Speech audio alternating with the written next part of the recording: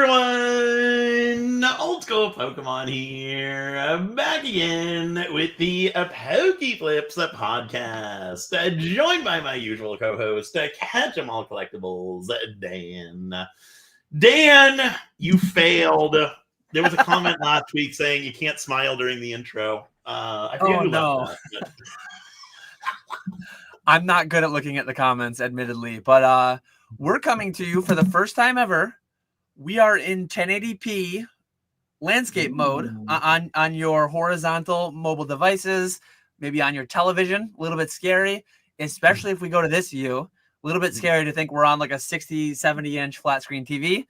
But we are also vertical. So let us know in the chat. Are you watching, and the vertical one, are you watching vertical or horizontal? I think vertical, this one works better because Nick and I aren't cropped down so tiny. But then if you're landscape mode, it's better in this orientation. So like, let me know, what is this abomination orientation? Imagine being full-time Pokemon but can't commit to being on time to a date you set weeks ago. Shaking my head. But yeah, there is a lot. The comments show up top on the vertical view.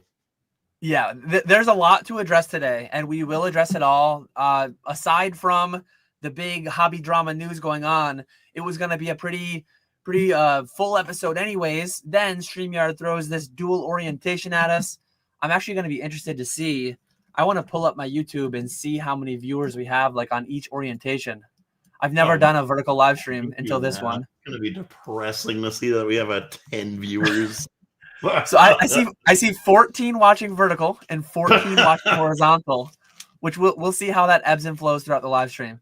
But we had it in our title, we had it in our thumbnail. Snype, Rick Probstein, he left eBay, and I think this is going to be a YouTube first, a YouTube exclusive. I have updates. I had a source that did not want to share the information because he had an email directly from Rick. If anyone's ever emailed with Rick, you know that his style of lack of punctuation, his style of just the way that he talks, you can tell it's him. And it's funny to think that you're messaging with Rick Probstein himself. But in the message, he said, keep this private. Well, the person that I was talking with on Instagram, not surprisingly, did not want to be listed as a source, but it's being talked about on Reddit. So somebody that was asked to keep it private took it to the privacy of the Pokemon investing subreddit. So I posted it on E4. Maybe I'll drop a quick link to E4. Shout out to that. I haven't been super active on there in years, but I do still find my way back there from time to time. I'll drop a link. Yeah, I dropped a link if you want to see the actual screenshot. I guess I could share it on here, but being mobile, being spamming links over there. Oh, I posted it. I posted it twice because I posted it on each. Oh, I didn't even know. Okay. I think we're seeing merged chats. I think if someone chats in the vertical or the horizontal, I think we see it. So Nick and I see my thing twice, even though I posted it once. But it says, looks like Snype Probstein has a deal pending with eBay. Has anyone else heard news? So I have someone in my Instagram DMs. I'm not going to share it because it's not my information to share. They were asked to keep it private. But like someone that I know, someone that I trust, someone in the space that is like, they have a legitimate email from Rick that says like, hey, I have a deal pending with eBay. Don't tell anyone about it. Naturally, we're telling YouTube. People are telling the investing subreddit. But that opens up a big can of worms. I think a big can of worms has been opened up. And let me set the stage a little bit for anyone who doesn't know what happened. Because I probably should do that, right? We know what I'm talking about. What happens? Start from the very beginning. So Rick Probstein, multi-decade seller. I've sang his praises for a long time on YouTube about selling his service, 95% payout above $1,000 sales on eBay. And I've sold with him all year long. I've sold many six figures. Not quite $500,000, but not too far off, I don't believe. So it's been a good setup so far. Well, early October, he did his last auction block on eBay, and he was building his own website called Snype, SNYPE. And that launched like a week ago. And the first auctions were supposed to be ending a few days ago. And weird things started happening. Just the site was going down, site was coming back up, site was going down. Bids weren't really going through properly. Anyways, an E4 thread gets created. Think of all the drama that gets blown out, like discovered originally on E4. There's a lot of it. I think the Logan Paul fake case was theorized on E4. I know the shout out to PFM, Pokemon Flying Master, with the CGC prototype that were printed in 2024. But anyways, a user posted suspicious activity that he was seeing on Snype. A small amount of accounts accounting for a large portion of bids, and a lot of them being tied to unsavory characters in the space. And yeah, the E4 thread is linked. I'm actually going to pin it. I'm going to pin if I can. No, I don't see a way to pin it. Nick, I don't know if you can pin it because you're logged into the Pokeflipz YouTube, right? Somewhere? No, I'm just on my YouTube. Oh, okay. Well, anyways, scroll up their E4 links.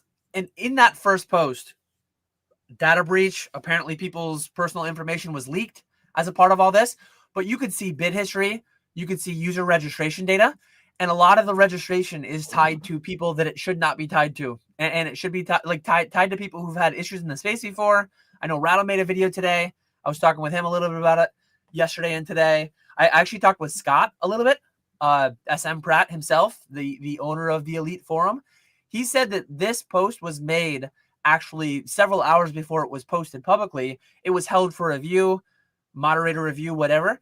And like they I don't know what they did to do it, but like they verified the legitimacy of the claim. They verified, like, to some extent, the legitimacy of the claims being made in the original post.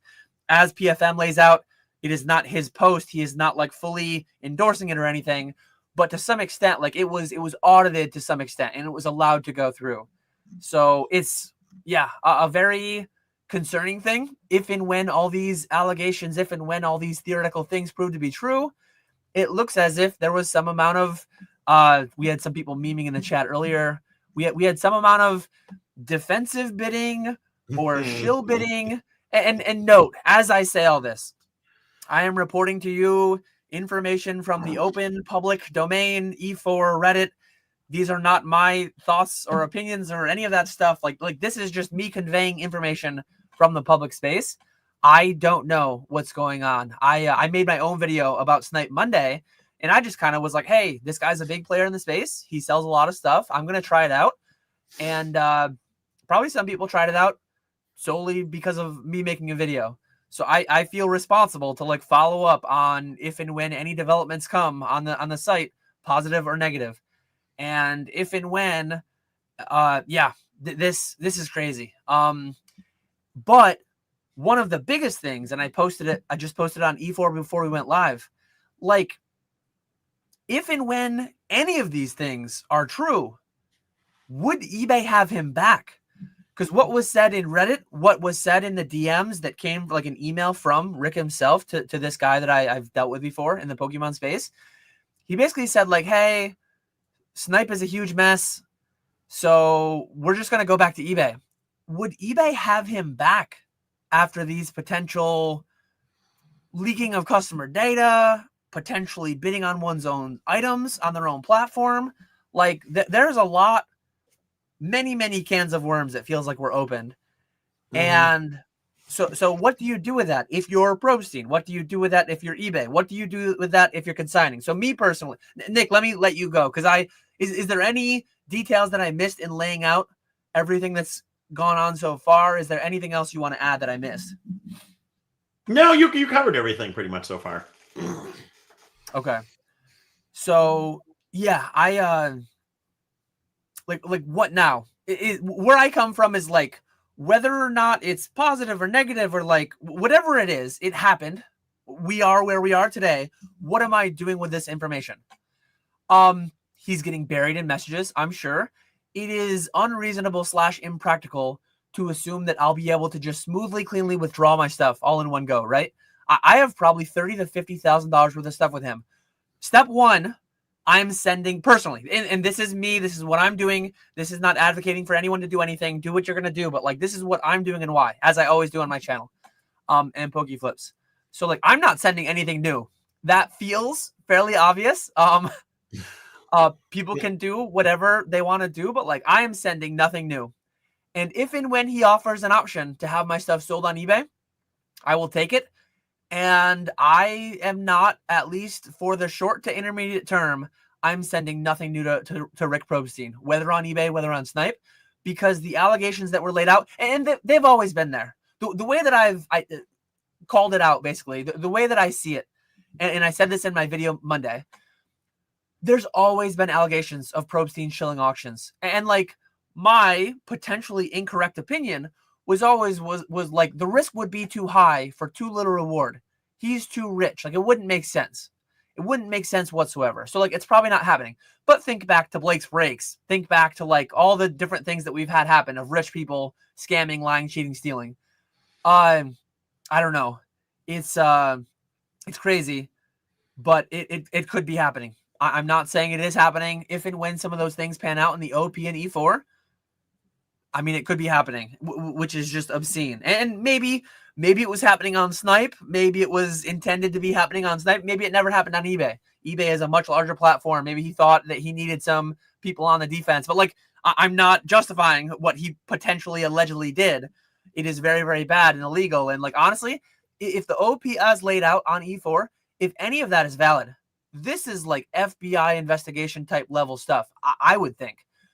The data leak combined with like the market manipulation, like this is high level stuff. If and when any of that stuff holds water, it's actually crazy. But like as I'm saying this, I've been like pretty deep in this, talking about it, looking into it over the past 48 hours or so. And think back to like Nick. Remember when we reported on 3-4 months ago the $350 million memorabilia scandal? Remember in January when we talked about the $30 million prototype scandal? Oh, yeah. But No, like, that's the biggest thing for me is it's news now, but it's gonna quickly move to something else. And I would love to see something come of this, but is anything actually gonna come of it? I don't know. Yeah, I actually have the E4 thread open right now. Like somebody says, it's to eBay's benefit to have him back given his sales volume. That said, I can't imagine he has any leverage to get a better rate after the Snype failure. That's the thing I didn't think of, and I saw Greeny's comment. He obviously had a really, really good contract with eBay beforehand. Then he leaves eBay. Now he wants to come back to eBay. First off, are they going to let him come back? I kind of say yes. I would imagine, just because of how big of a seller he was on eBay. But will they give him those same type of rates? Who knows? I would lean towards no, just because now they know he's building his own site. He wants to get that going. So this kind of eBay, like move back to eBay, I think they're assuming is going to be temporary. So why give him really good rates again? And honestly, like it's sad because like I said this in E4. Maybe I should just read my post. There's a lot of maybe we won't go through the whole E4 thread. Like it's there if someone wants to read it, but I'm generally read through the whole post. do you want? I mean, I could share it and we could go through the whole thing if you wanted to. I don't know. I'm gonna do that this afternoon anyway. I saw it when it was like a half hour old, but then I didn't get a chance to look at it. But we don't have to. We don't have to bore people with everything. Yeah, there's like 70 posts. It'll be a lot, but anyways, it's like eBay. If and when Probstein had a history of shilling in on eBay and PWCC and all these things, it's like eBay, said by Scott Pratt on E4, like eBay is the best and the biggest platform overall as far as Pokemon market volume, all that stuff. You can auction something, especially in today's market, pretty solid chance that you're going to get like market price. Pretty solid chance you're going to have a good show on your auction. But eBay, I've made videos going back years. I made videos 3-4 years ago talking about PWCC, talking about Probstein, or not Probstein, talking about eBay, talking about Golden, talking about Heritage. Their lack of caring about like sales history, and eBay is the worst with this. eBay is the worst as far as letting fake items clutter up their search, all those Chinese fake cards. Now we have Chinese real cards, which makes it a little bit more difficult. But not deleting sales when they're not paid. eBay knows what's paid and what's not paid, and the fact that they don't delete it. But like, if and when, I mean, these allegations exist, we are deep down the rabbit hole. So like, I promise your average eBay user does not know what just happened. Your average Instagrammer, your average YouTube, like most people are not going to know what's going on with Snype right now. Most people don't even know that Snype existed as short of a time as it did. But like eBay will know, should know. People involved with eBay will know. And if they take him back with all this up in the air, that to me is pretty crazy. But I'm going to say this too, at the risk of like making everyone mad. Not everyone, but like many companies just have so many skeletons in their closet. It's kind of scary and it's kind of sad. I said in my E4 post, but like I'm pretty cynical in general. I try to not be, because I think generally I think I'm cynical to like too far of a degree that it's actually like negative on me and my life, negative on people around me potentially. I try to like consciously think better of people than I like first got like initial reaction than I generally do. But like in Monday's video, I said that I don't think that this guy's shilling. If you had asked me about Blake Sprague's before the news came out, before the energy games were being rigged, I probably would have said like, oh, a guy like that, a multimillionaire from the NFL in the Pokemon space, making all like he wouldn't rig energy games to make more money when he's making enough, right? Like I've been too quick to make statements like that, and it might age like milk. My video on Monday might age like milk, where I said that I'm pretty confident that Probstein wasn't bidding on his own items because of X, Y, and Z, because of the risk reward, all that stuff. But like seeing PSA decline a financial guarantee on $1,000 Pokemon card that they upheld as a PSA 10 head grader, like the amount of times that people and businesses and things in this space, let alone in the broader like world in real life, it is sad. It is disappointing. It is sad. People suck is how I ended it in my E4 post. Like, people just suck. So I need to like, I'm at an inner, I'm at like I have an internal battle going on that my initial reaction is to assume the worst in everyone because I'm a cynic. I fight against that and I like stick my neck out and I say like, Probstein, no, I don't think Probstein's shilling. And then maybe I stick my neck out to get my head chopped off. And if this all ends up being true, it's going to make me a lot more cynical moving ahead, probably. But yeah, I don't know. All I'm gonna say is I don't. You might have something to do with this, Mister. You start selling on eBay Vault, that dies. You start selling on Evo, that dies. You start selling on Snype. Is that going to be the end of Snype? I don't know. There's a common denominator here between all those things. You just so the Midas touch is where you touch everything turns to gold. I looked up what like the opposite of the Midas touch is. The only thing I found was like the SIDAM, which is just Midas backwards. I have the Sidam touch, if that makes sense. But everything I touch just like dies. It just withers up and dies. And my thumbnail for Monday's video, I'm going to wait for this to develop more before I make the video. I'm going to record it like Monday morning probably. But it's going to be that meme with Death walking down a hallway with his scythe. And like there's a blood trail behind him. Troll and Toad Evo, gone. eBay Vault, gone. And then me knocking on this door of Snype. Because I am batting 1,000. If I make a video or multiple videos talking about your platform, I have videos talking about PWCC who didn't die. They got sold to Fanatics. But I need to be careful. I don't want to make any like devoted videos. Don't you just dare be making an eBay Live video. And you know what I said in Discord the other day? I'm gonna start selling So I'm gonna sell an influencer package for KetchumAllCollectibles. $10,000 for me to not make a video about your platform, about your product. $10,000, a one-time fee, and I will never make a video about your product or your platform, because if I do, your platform is doomed. It's just a matter of time. It is not an if, it is a when. So yeah, $10,000. Feel free to reach out. I will not make a video about your product or platform if you pay the fee. So I'm an antiviral, anti-influencer. Can me, Grimer, and Spat split it so you don't talk about eBay Live?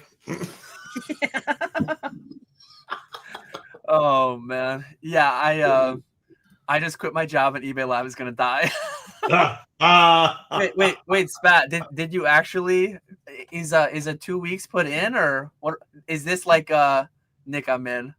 I don't know if this is an actual announcement or just a pretend announcement. Oh no, Metazoo door in that hallway too. I'll have to be clear to put Metazoo 1.0, but 2.0 is not going amazingly. Shout out to Secret Shadows. Shout out to Secret Shadows. It is releasing this weekend in New Jersey. Nick, we will be on Whatnot in 2026. Have fun. Whatnot is a big company. I'd be surprised if my inbox wasn't filled by eBay Live and Fanatics Live representatives trying to get me to make a video about Whatnot. Because if Whatnot dies, Fanatics Live and eBay, they're really popping now. I mean, they might bid a lot more than $10,000 for that video. That is very true. Very true. I've shook hands with them before. Does that mean I'm next? But yeah, ultimately, to sum it up, like, very serious. It wasn't even necessarily allegations. The allegations were basically, and I know. Let me share for a second. Let me at least share post 2, which I should have done at the outset. Probably. I'm gonna present. I'm interested to see how it works on. Oh God, it's gonna turn into a mess. Yeah, on the vertical one. What? Oh, okay. It makes us tiny. Let's check out. Oh wait, no, that's not the right one. This one? Just moved us. Okay. But anyways, so to be clear, so this is PFM. This is PFM, the famous guy, Pokemon Flying Master, who found the dot codes in the supposed test print, the cards that were all authenticated by CGC that turned out to be printed in 2024. So this is the same guy, but he's the administrator on E4. It is not his original post. The original post is made by Blyat-Zard. I don't know what that means exactly, but he did a deep analysis on all the bids and all the different things. So I'm going to scroll quickly if anyone wants to pause. This is all in the E4 thread. But so PFM basically like took all that and summed it up for people that didn't want to read the whole thing. To be clear, I have nothing to do with this post. So these are Scott's words, PFM, and also my words as well. So I have nothing to do with this post. I am not involved in this analysis or investigation at all. But if it's true, I think it has major relevancy to people across many hobbies. I'm echoing everything Scott says here because I'm in the same spot, and I agree with him that like this has major ramifications. Since it's a bit dense, I read through the text, and here's a high-level summary. ChatGPT helped, but he curated it. So core claim. Here's the core claim set out in the outset, the original post. Snype supposedly exposed an internal database endpoint to the open web with no authentication. No password needed, no key needed. You could just see it. According to the post, this allowed access to full bidder and consignor information for any auctions. Name, email, phone number, addresses, birthdays, payment method data, Stripe objects, eBay info, and bid histories. The post did not share how to do the method, but it has been mentioned on another thread in the forum. So that's just another thread on E4. The scale of the exposure. 1,331 auctions were allegedly involved. Total bids placed across them, 29,000 bids, totaling $1.28 million. 96 wins are attributed to the flagged accounts. So less than 10% of items were won, but like that's a big number. And like many, many tens of thousands more were scheduled to end in the coming weeks. And like any amount is not allowed. Any amount is not good. 1 out of 1,331. I mean, 0 with the bid activity being there would not be acceptable either. Even if they don't win, defensive bidding, shield bidding, whatever you want to call it, that is just flat, outright, illegal, fraudulent, bad. Don't do it. Main allegation beyond the security issue. So like one issue, depending on the state you live in, depending on the country you live in, every like what do I want to call it? Every jurisdiction has its own laws regarding customer data being leaked. And supposedly too, again, allegedly, this is not me saying it, but like allegedly, BGS, did you hear about that? Allegedly, BGS had a big data breach. And I do remember hearing about that at some point. Yeah, I've not heard anything on that, but like timeframes will be coming up in the coming weeks and months for, depending on the state that you're on, they need to tell you that if a company has a lot of customer data and they leak it to the public, they leak it through some security issue, they need to legally report that. So if and when this actually happened, and if and when we don't hear about it, and I'm in New York, I don't know what every state is, I'm not going to look that up, but like the law will be being broken if this happened, if and when it's not disclosed in the future. So like we will get updates potentially in the future if and when that's self-reported by Snype. But additionally to the security issues, which are bad enough, a cluster of accounts claimed to be linked by email patterns, similar data, shared addresses, or names associated with Probstein show unusually heavy bidding activity. I placed bids on like a few dozen items. I saw some of the alleged names that are tied to addresses related to Probstein or related to unsavory people in the space. But anyways, many accounts are marked super bidder, but required verification fields appear fake or nonsensical. Like for me to become a super bidder, I actually put Nick. I put Old School in as a referral, and yeah, I don't know. It's crazy. But Just the data breach is bad enough. Having all people being able to access all that information. Yeah, it's crazy. If true, these are us just sharing our thoughts, opinions. We have no clue if any of this is true. I'm not smart enough to be able to verify if any of this is true. I'm not a super tech guy. I would not build my own auction website because I don't know how to. I've done a little bit of vibe coding, as they call it, using ChatGPT, but all of that lives within my own. Spreadsheets and things. Some of that does live on my website. I made the custom liquid code for my Shopify website to scrape TCG player prices for my buy list. So like the stakes are not very high. I vibe coded a TCG player booster pack price scraper. I did not vibe code a theoretically multi-$100 million auction platform that is going to maintain records of like people's private information and all this stuff. It's crazy. I have no idea how chats work. So Nick and I here within StreamYard, Nick and I can see one unified chat, and we see one unified. I would imagine it's got to be two different chats. Yeah, I don't know, but I do see I can't see it being all one. So let me here I'll show it here. I'll add this back. So right now Pokeflipz is live twice. We are aware that we're live twice. We have 45 watching horizontal landscape and we have 18 watching vertical portrait mode. So we are aware that this is going on. It is intended. It's a new feature. They call it Mars. I forget what Mars is the acronym that StreamYard was calling it, but it allows you the ability to be live vertical and horizontal for mobile and for desktop use. But in StreamYard, Nick and I see one unified chat. I don't know what people in each one see. I don't know if they see a separate one or not. But yeah, it was an interesting feature. So hey, I'm a guinea pig for Snype. That went so well that I wanted to be a guinea pig for the feature on StreamYard, right? So oh god, it's the end of Pokeflipz. Yeah. Darn it. Yeah, we knew, but like again, I'm a guinea pig this week on Snype. That did not go well at all. So you know what? I I jumped right back into it, and we're a guinea pig on StreamYard as well. I think this is very new functionality. Probably is for StreamYard. I think it's been a thing for YouTube for at least a little while. See, I did not know that. The But whole dual streaming thing. I think the upside, the upside for me is that I honestly like it is. I'm not one to do like an overly emotional reaction. Like a lot of people very quickly will be, I'm done with this forever. I'm done with that forever. I don't have enough information today to say that I'm done with Probstein forever. But what I will definitively say is that if I don't get satisfactory replies to certain questions that I have, I am done with Probstein forever.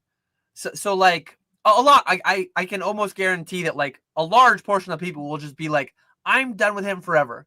I'm still giving out some small percentage chance that like this is what is Hanlon's razor. Never attribute to malice that which adequately can be explained by stupidity. Basically, I'm hopeful. I'm a cynic, but like me trying to not be cynical, I am hopeful that this is just Rick Probstein being very bad at creating a website, being very ignorant and dumb, not being malicious. It might be him being malicious, though. I truly don't know. If I find out that it was him being malicious or ignorant to a level that's just unacceptable, I'll be done with it forever. And I'll go, actually, I have boxes as we speak. I have boxes out with sealed Chiz consignments. As far as I know, as far as I'm aware, sealed Chiz consignments has not had any major data breaches. Nor has DC Sports. So I have boxes out with DC Sports and with the Green Chiz. And if and when Fanatics were to ever open up sealed consignments, I'd send a lot there. But yeah, and it's fine. Like there are certain people that have already deemed like I'm done with him forever. That's a personal decision to make, and like that's a very reasonable one. I think the allegations are extremely strong, but in my opinion, at least the way that I see this, like the way that I see this, it is still an allegation. I still like I think innocent until proven guilty is a pretty big thing, but like going further, I've seen enough that like I'm not gonna. Basically, I'm on the fence is what I'm saying. As I usually am, I'm on the fence. Oh, surprise, surprise. I'm not. If I deemed him guilty until proven innocent, I would be done with him forever. If I deemed with him innocent until proven guilty, I would still maybe send him stuff. I'm not sending him new stuff. I'm not going to necessarily try to fight to get my old stuff back because so many people are doing it. It's probably not going to happen. But until I get swayed off the fence, which people should know how hard it is to get me off the fence, I'm not sending him anything new ever. So like the most likely outcome, in my opinion, today is that I probably won't consign with him again. But certain things could be said. If it was just him being dumb and a moron and like, oops, guys, I'm gonna give everyone a bunch of money because I lost your data, whatever. If he admits to it all, fesses up, says that he's a dumbass for having vibe coded an entire website. And there needs to be a reasonable excuse for everything that was laid out in that E4 post. For all I know, that E4 post is somebody who doesn't like Probstein and just made up some whole thing. Like I didn't audit that. I don't know if that stuff's true. But anyways, that's me ranting and rambling about a lot of stuff. Anything else to add, Nick, or no? I just think it's like what you said earlier, where we're so far down the rabbit hole that we hear about this stuff. The average, I don't know if the average person sending stuff to Probstein is even gonna know about this. So I think it'll be. I would like to see something come of it, and for them to be held accountable if what's being said is actually true. But I just can't see anything coming of it. I think it'll be talked about in our little deep down the rabbit hole circle. But your average person is just going to have no idea what happened, and he'll still continue continue to get massive amounts of consignments. I forget who said it, but someone said it's tens of thousands of accusations after the last 20 years. So yeah, he has been accused of shill bidding and doing this type of stuff for however long he's been around, and people still send him tons of consignments. I don't think this is going to be any different. Most of the shill bidding is, and this happens. James Z&G, shout out to him. He caught someone shill bidding on their own items consigned through him. He banned them. He removed them.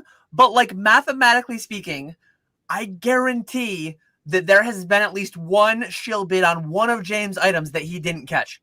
I guarantee there's been one on one of my auctions that I didn't catch. Mathematically speaking, it's just going to be a thing. Law of large numbers, blah, blah, blah, all that stuff. So like there's a very big difference between moron consigners shilling their own stuff. Like, don't consign with me. Don't do that. Like the people consign because it's easier to do that than bidding on their own thing. But stop it. Don't do that. Defensive bidding, any of that stuff, like not allowed on me or my platforms. I know James, I will speak for James on this. Like none of that is a go. None of that is allowed. Obviously by law, by platform terms and conditions, by our rules. But people still do it. People suck. I'm a cynic. People suck. People will lie. People will cheat. People will steal, even when there's so much money to be made. But like one thing I'll push back on a little bit, and it's sad. It's kind of sickening. I sicken myself to an extent. We talked about it before multiple times, and people just don't care. The whole E4 again was the home of this, but like, Professor Oak Cali years ago, Professor Oak Cali had a. And I know people don't like, oh, well, you bring this up because you hate this. Like, I hate all these companies, not equally. I hate them all. I can't tell which one I hate more. It depends on the day, depends on what's going on. But he had a Shadowless Nidoking, and the card was clearly a PSA 7, PSA 8 at best. He rose it up the ladder at PSA. PSA has a financial guarantee of grade and authenticity, blah, blah, blah. And they spat in his face. And they said, like, our head grader reviewed this and we verified it's a 10 and F you, go away. We're not giving you money. Like, that is not to the same scale, but that is very, very bad. Is that not? So for people to like selectively, I'm going to write off this because of this, but I'm also going to turn a blind eye to this because these people make me enough money. It's infuriating, actually. It's actually infuriating how wishy-washy people will be and how people will have a line set here for this. And yeah, anyways, any thoughts on that long rant? Well, at the same time, what can you do about it? You can stop sending stuff to PSA. Who does that affect? Nobody but yourself. So you just kind of got to deal with it and understand that, yes, no, PSA isn't perfect. But if you do anything else, it's not gonna affect anyone but your PSA isn't gonna care. That's the problem with these huge companies is they at the end of the day they just don't care. And I think the same thing. I think the same thing is going to be true with Probstein, where he's so big that he's just I can see him just not responding to this stuff, and it just kind of going away eventually. And I'll say that, like, if he doesn't respond to this at all, go ahead. If he doesn't respond to it at all, and he never admit, like, from what again, allegations, blah blah blah, I don't know for sure, but like, if I never get noticed that my data was leaked, and I find out and verify that it actually was leaked, I'm probably going to follow up with like the guy who posted on E4 and probably try to follow up with some people.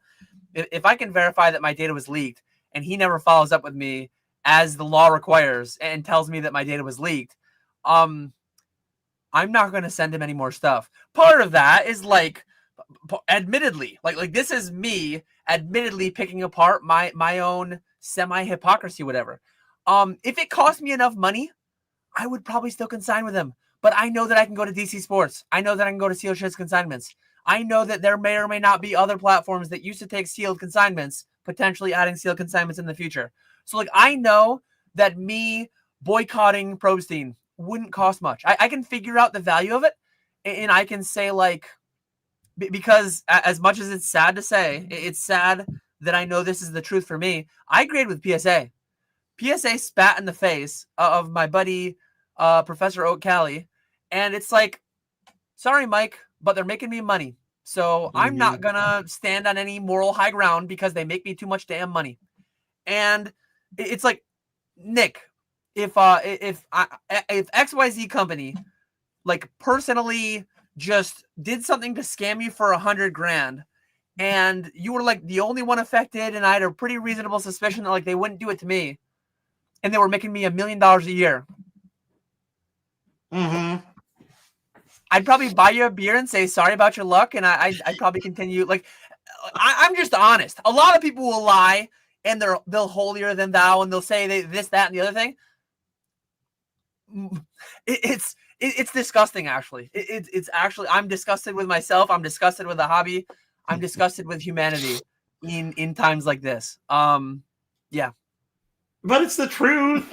It's the truth. And I'm sure you'll, if the data breach portion is true and people did access all of your personal information, yes, you'll get a generic email like you do from every other company when this happens, saying, hey, we had a data breach, your information might have been compromised. But I don't think we'll ever hear anything about the shill bidding aspect of it. That's the part he doesn't have to talk about, and I don't think he will talk about it. Because remember, did you follow any like the Mr. Beast stuff when people were accusing him, like an ex-employee accused him of all kinds of stuff? He just didn't talk about it, and it just went away. It's going to be the same thing. Probably. Yeah. It is what it is, I guess. And honestly, too, I've talked about this before, but there are certain auction platforms there are certain places where you can actually bid on your own item as long as you pay the buyer's premium, whatever. As long as they get their cut, like, you just buy it back, and that's what it is. Almost like the auction company takes ownership of the item, and then you're buying it back from them after you. I don't know how it works exactly, but like, theoretically, this probably doesn't exist. But like, theoretically, if Snype had some terms and conditions, when I signed up, I don't even remember. You know the terms and conditions that you always scroll through. Nobody ever reads that. No, I know, but you always click agree and accept and blah blah blah.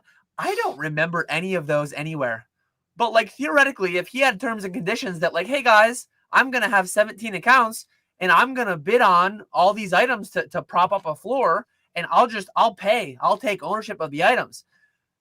Is it legal? Probably, maybe. I honestly don't even know. If and when that was all disclosed, if and when that was all allowed, because I know some auction companies do allow that.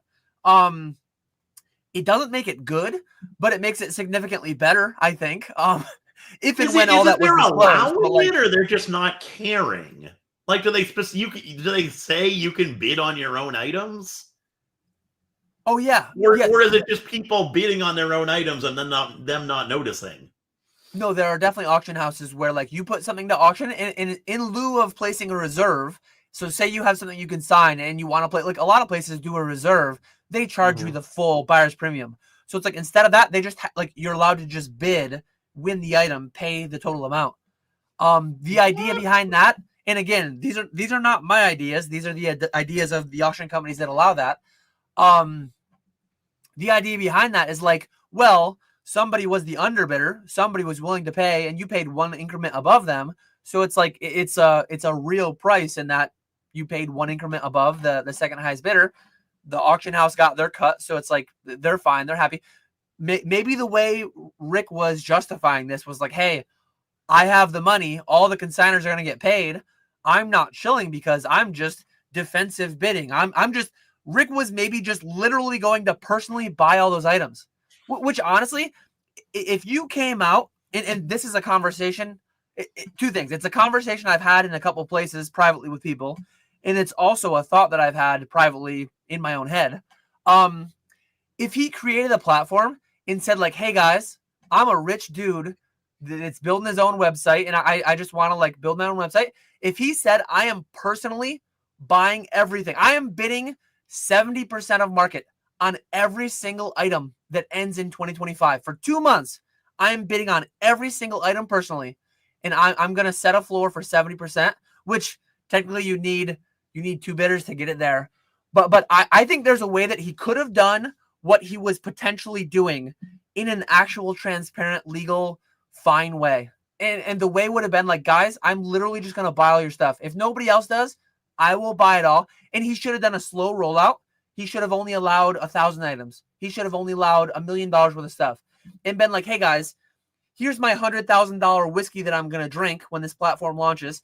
That was his most recent reel that he posted. But he should have said, hey guys, to celebrate my website, here's my $100,000 whiskey that I'm going to chug. Here's my $25 million liquid bank account. I'm literally just going to buy your stuff myself if it doesn't go for 70, 80%. Like that would have been one wild way to come out with an auction platform. Maybe that would have ran afoul. Like he should have had legal teams. He should have had people like verifying, vetting all this. Like, and I don't think he did. But anyways, I don't know. And then the Kiki Jiki. On the evidence on E4 specifically point to Rick shill bidding, or is that consigners shilling in the public bids are made it identifiable? So on E4, the shill bidding portion, there's a bunch of Probstein emails. So it's like people at Probstein. So within the company, I think there's even one that's Rick. I don't. Well, I had to look. Well, devil's advocate too, a little bit. But it's Probstein email addresses. So people who work at Probstein. One devil's advocate thing that I'll say, and maybe this doesn't apply to the email portion if you need to actually verify the emails. But again, I don't remember accepting terms and conditions or anything like that. On certain websites, I have filled out certain websites and I've put a different name. I've put a different birthday. I am John Doe on some websites that I don't want to give my personal information to. I'm John Smith on some. Could some of these have been people signing up with just random names? Like, I'm not trying to defend, but like I'm defending logic and reason in the fact that like it's the internet. People could sign up with whatever name they wanted, to be fair. Email addresses, if the email addresses were actually authenticated, that's a different ballgame, and I'm not entirely sure of that. But a lot of these, I'm just not sure. A lot of these don't even see like valid email addresses, like the whole @dr.com. I thought the post said something about the @dr.com. There's a follow-up there. PFM posted something about it. You can do something like that. I forget what it said. Yeah, I forget what the DR thing meant, but like, again, I don't know. A lot of people take, and the guy very well may be guilty of all this stuff. If the allegations, if the information in the original post is true, this would be like FBI type level stuff. Given the dollars, given all the stuff, given the data, like this could be a lot of stuff. You say that, but it's not. It's nowhere close to the beta test prints. That was way more value, and there was no FBI or anything like that. This just wasn't allowed to end. I mean, there was 30,000 items or something. I guess I don't know how many millions of dollars it was, but anyways, a wise balding man once said, "Who cares?" I feel like that's where we're gonna be in a few months. Like, it's gonna be who cares. That's exactly what's gonna be. Probstein's gonna go back on eBay, fix his website, start back up, and he'll be just fine. So let's make some predictions now. So all this stuff, we have no clue what's gonna happen. 6 months, is Snype.com a thing? I'm gonna give it a year. I'm gonna say they go back to eBay for a year and relaunch Snype at the National next year. That's what I'm gonna say. I'm gonna say they go back to eBay. Rick crosses $1 billion in sales on eBay, and he retires in the next couple of years, and Snype never comes back. That's my guess. I don't think so. It seemed so fundamental. Talking to a couple people, reading the E4 thread, like it seemed so fundamentally broken that like it seemed beyond repair. I know personally, if Snype 2.0 happens, like I was happy to be a guinea pig. Fool me once, shame on you. Fool me twice. I will not be fooled twice over Snype. If and when, and it's funny because like I actually gave some people pushback a little bit in Discord. I was like, I never told people, oh, just send it. Like, who cares? I said, I'm sending for this reason and why. But I said, I think people are being overly cautious. I said, I think the prices will go fine. I did not have any insider information of what was going on, or I would not have sold whatsoever. But I sent a decent amount, and I allowed my eBay stuff to roll over there. But no, this is crazy. This is it feels more real. Maybe in this chat, disproportionately, people are probably more directly affected. I wasn't touched by the fake memorabilia $350 million scam. I wasn't touched by the Alpha, Beta, Delta, Gamma, Foxtrot scam back in January either. I didn't buy any of them. I never consigned any of them. But like this one, I sold hundreds of thousands of dollars of stuff with Probstein on eBay. I have $50,000 worth of stuff at Snype right now. So like I'm pretty affected by this. Fanatics did not fumble like this. Fanatics still has had a couple blocks. I think one block this year, they had to push it to a Monday because Sunday night, I don't know if it was Cloudflare or whatever. And apparently Rick is blaming this on Cloudflare. But again, I'm not a tech guy. Supposedly, he's blaming it on Cloudflare. But like some people have said that he's using AWS or something else. And somebody said, oh, no, if you're using AWS, you could use AWS for this and Cloudflare for that. Like, I don't know what any of that means.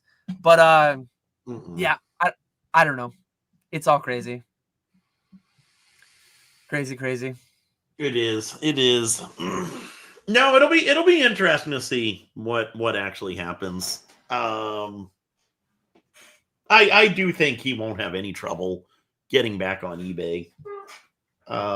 What his rates will be, that's the question. Isn't he just trying to change the narrative to say they were overloaded when that isn't even the allegation? Yeah, I mean, maybe, probably the smart thing to do with how quickly people forget. The smart thing to do is probably just not address it whatsoever. Nick mentioned the Mr. Beast thing, which I wasn't aware of, but like that's probably the play. Let the next big thing happen, and then let the next big thing after that happen. Get everyone's stuff sold on eBay. I truly think, Snype is dead. Maybe this ages as poorly as my video Monday did, but like, I'd be surprised if Snype ever came back. We'll you see. Think they're just gonna just scrap it after all the time and effort they put into building it? It seems like it wasn't much time and effort, Nick. That is true. That is true. No, I would imagine they had to have spent a good bit. It obviously wasn't enough, but I would imagine there was a good bit of money spent trying to build that. I've seen this reposted a couple times. I told my wife to hit the road when my portfolio hit 1 million. Now my portfolio is down 70% and she won't take me back. Help. Should I list on Snype? Yes. Inept card collector is going to ask their Pentagon counterpart if he can ask his golfing Fed buddy if this is even interesting or not. Yeah, this is my prediction as well. And honestly, like, I am stepping back regardless. I'm not sending anything new for at least a few months. And like, theoretically, I think the percentage chances are very low, but I think there's a small percentage chance that like he could still say something that like, I'm a moron. I paid morons to build a website and they did it terribly. I apologize for leaking your data. here's a $100 eBay gift card for buying stuff from me and other people in the future. And like the whole bidding thing, that was me personally. I was literally just gonna buy your stuff because I wanted the auctions to I wanted consigners to not get wrecked. Like, that's messed up, but it's yeah, I don't know. That it's all just so crazy. It's so crazy and so fresh. Not gonna happen. Yeah, probably not gonna happen. The most likely scenario is I never send anything to him again, honestly. And I was making a lot of money sending stuff to him. Now, what if, because like you're not gonna send stuff to him because you have so many other options.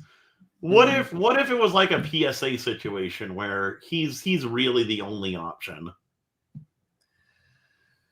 If he was the only option and I was making $500,000 a year sending stuff to him, which I was not making that much, like there would be a number. There would be a number of like, this guy's a moron.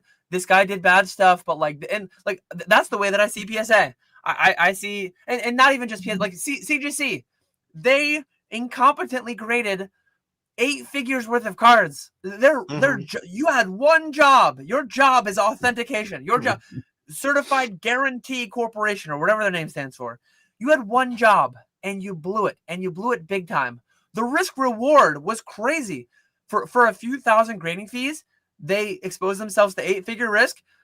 And I feel like we had I feel like we had things back when the prototypes came out. Like, some people were questioning their authenticity.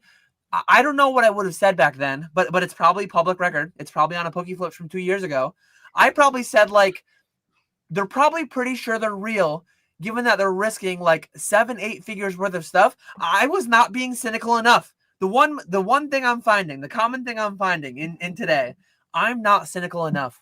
I'm going to be a more cynical person moving ahead, because letting my guard down on that, people are worse than you would expect them to be. People are dumber than you would expect them to be. People are more evil than you would expect them to be.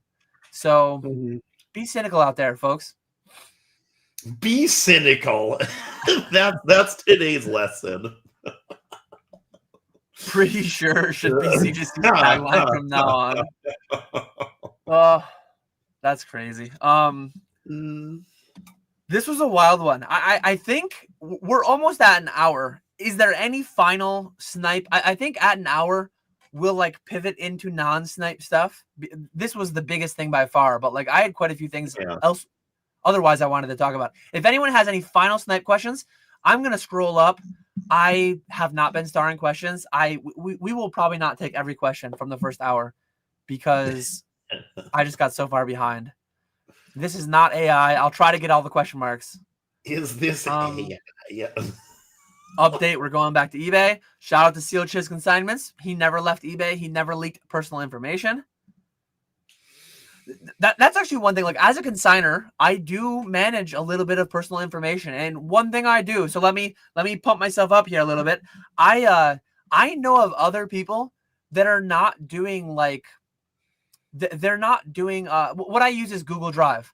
So I always have to get a Google email address. Some people are like, I don't have a Google email. I make people get me a Google email so that I can share a sheet. The problem with Google Drive, if I share a Google Drive sheet that is your consignment sheet with your payout records and all this stuff, and most of them I don't have addresses and things like that on it, though honestly, if I were to ever die or something and people needed their cards returned to them, having an address on file is like actually a reasonable idea, but some people don't want to. Whatever. Anyways, I have it set up so that I'm as secure as Google is. Like, it is Google Drive. You have to be logged in to see your file. Some people, like, if I shared it to a Yahoo email address, anyone with the URL, anyone with the link could see that. I know that there are other services, other things around that just have a public URL. It's not a public URL. It's a private URL that you could only access if you had the link. But like, I've seen some links with some data that I shouldn't be seeing. I guess I'll leave it at that. That it's not really a security breach to the extent of this Snype thing, but like, I see some people doing things with people's data that like they shouldn't really be doing.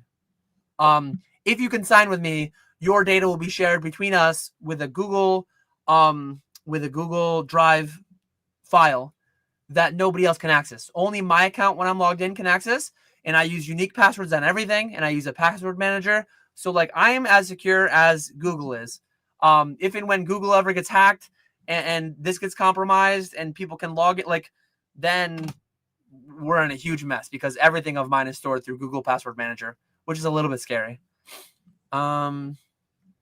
Yeah, but I think it's better than the alternative of just having the same password for everything, or writing your passwords in a notebook. Edison failed so many times at making a light bulb. Incredible to see y'all would have shit on him back then. That's actually hilarious. I love that.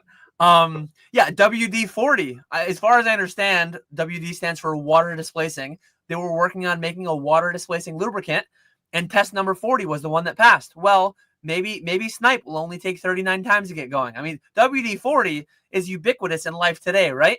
And it took them 40 tries. So like, give Rick a little credit. Come on, guys. Give Rick a little credit. This is I'm sorry, Walrus, that I missed this. You were cooking earlier. I didn't fail at making an auction site. I found 1,000 ways to not make one. Probstein, probably. That is hilarious. I'm sorry that I missed that. Oh God. Oh, so all my credit card charges that went through, they were all reversed. So like I did win over a dozen items. I won over 20 grand worth of auctions on Snype while they were down, and I was charged for them, and then they took them back already.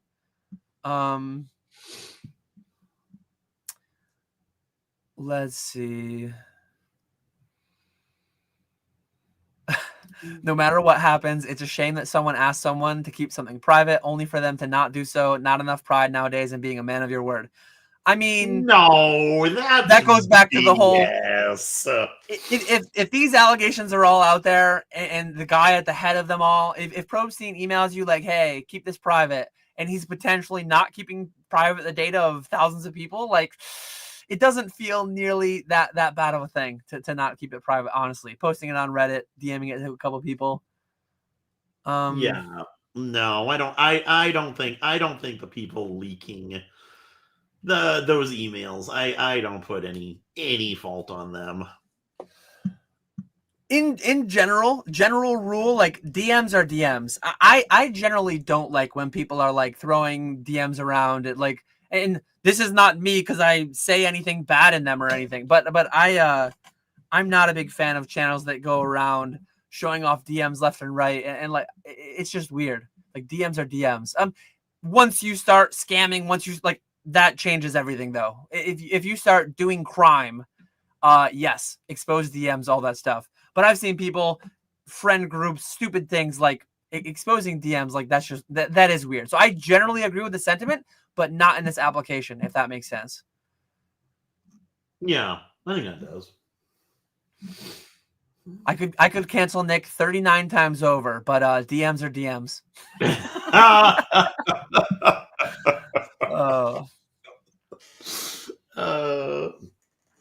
Oh, I see where people, a couple people messaged that we were double streaming, but that is by design. We are live in vertical or horizontal format, whichever you prefer. We gotta get Pokeflipz to go viral now that we got some competition for the next couple months. I think I actually didn't miss. Here's a question that I think is questions. Yeah, there's a lot of memeing, a lot of commentary, but what are your we'll use this to pivot out of Snype. As you're answering it, so you go ahead and I'll make sure we didn't miss any other Snype questions. So what are your thoughts on the Megazard UPC going for 185 on TCG Player? You had guys like Ann and TCG saying it wouldn't go under 200. What a shock! Someone getting it for like 80, telling you to buy it 250. It's not surprising whatsoever to me. Like you said, we paid, I forget, it was somewhere 75, 80 bucks for them. MSRP is 120. There's enough margin there where you can get them through distro, sell them at MSRP, and still make a killing. Yeah, so it does not surprise me whatsoever. I I don't know on the. I was talking with someone about this the other day. I don't know about the new Charizard UPCs, because you're getting a decent selection of packs, but I don't think it's the same like really good selection that we got with the old Charizard UPC. They're the original Charizard UPC, and the promos they're good, but they're not as good as the other Charizard UPC. So I think it's the weakest of the UPCs that we've seen. I obviously I like Celebrations the best, then the Charizard, then the 151, and then the prismatic one. Out of those 4 or 5, I think this is the weakest one that we've gotten, and so it's not surprising to me that pricing is coming down. Plus, there was a decent bit of supply that hit the market. I think it was only a matter of time, and the same thing's going to happen with Phantasmal Flames booster boxes. Once we get wave 2 of them, there's going to be more supply that hits the market. People have already opened a decent bit of that set, so 100% box pricing is going to go down on those, and people are going to be all shocked that the pricing's falling on those. The market's crashing, when in reality it's just us getting more supply. Yeah, I did grab a couple comments that I'll do to like close up the Snype thing, but my thoughts on this are like, I think my thoughts are well known. I think most things that haven't been available, most sets that haven't been available under MSRP will go there, blah, blah, blah. The same thing Dan's always been saying. And I've been continually wrong for a year, as people point out. I have some people that come back every month. Every month they come back to certain comments, like they put it in their calendar.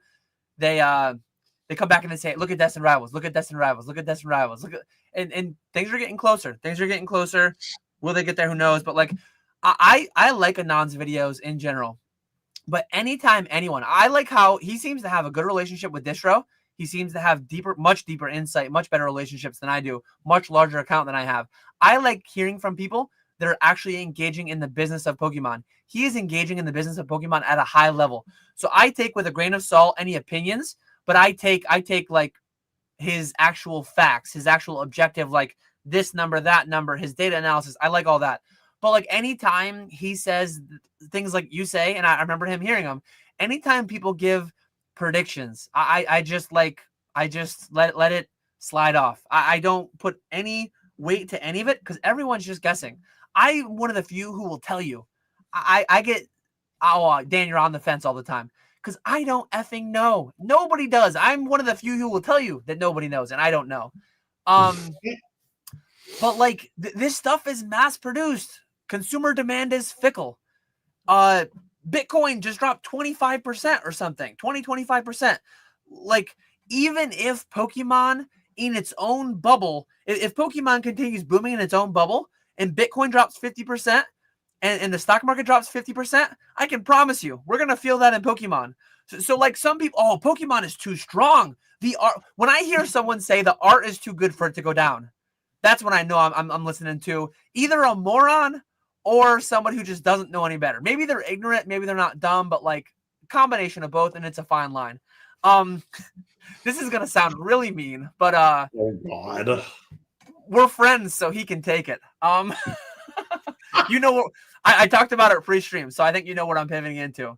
But what question that comes up all the like honestly, given how smart he sounds, and I've never met him, but I've talked with him privately a little bit, Anon. Given how smart he sounds and how analytical, and like, I get shocked by people sometimes when I hear him say that, like, oh, it's not going to go under 200 because this, that. You're too smart for that, Anon. Why? And I'll message him about. I'll shoot him an email to let him know that I push back on his. Or do I? I don't know if I have him in Discord or not. But anyways, I don't like talking about people behind their backs.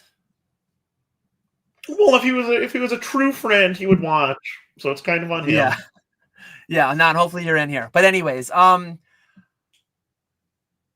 I ultimately I don't say anything usually because like this is very much like, oh, Monday morning quarterbacking. It's obvious now. Blah blah blah. Like there's also an alternate reality where Anon was right. right? There's an alternate reality where it went up. So I know that. So I'm not going to give him too hard of a time.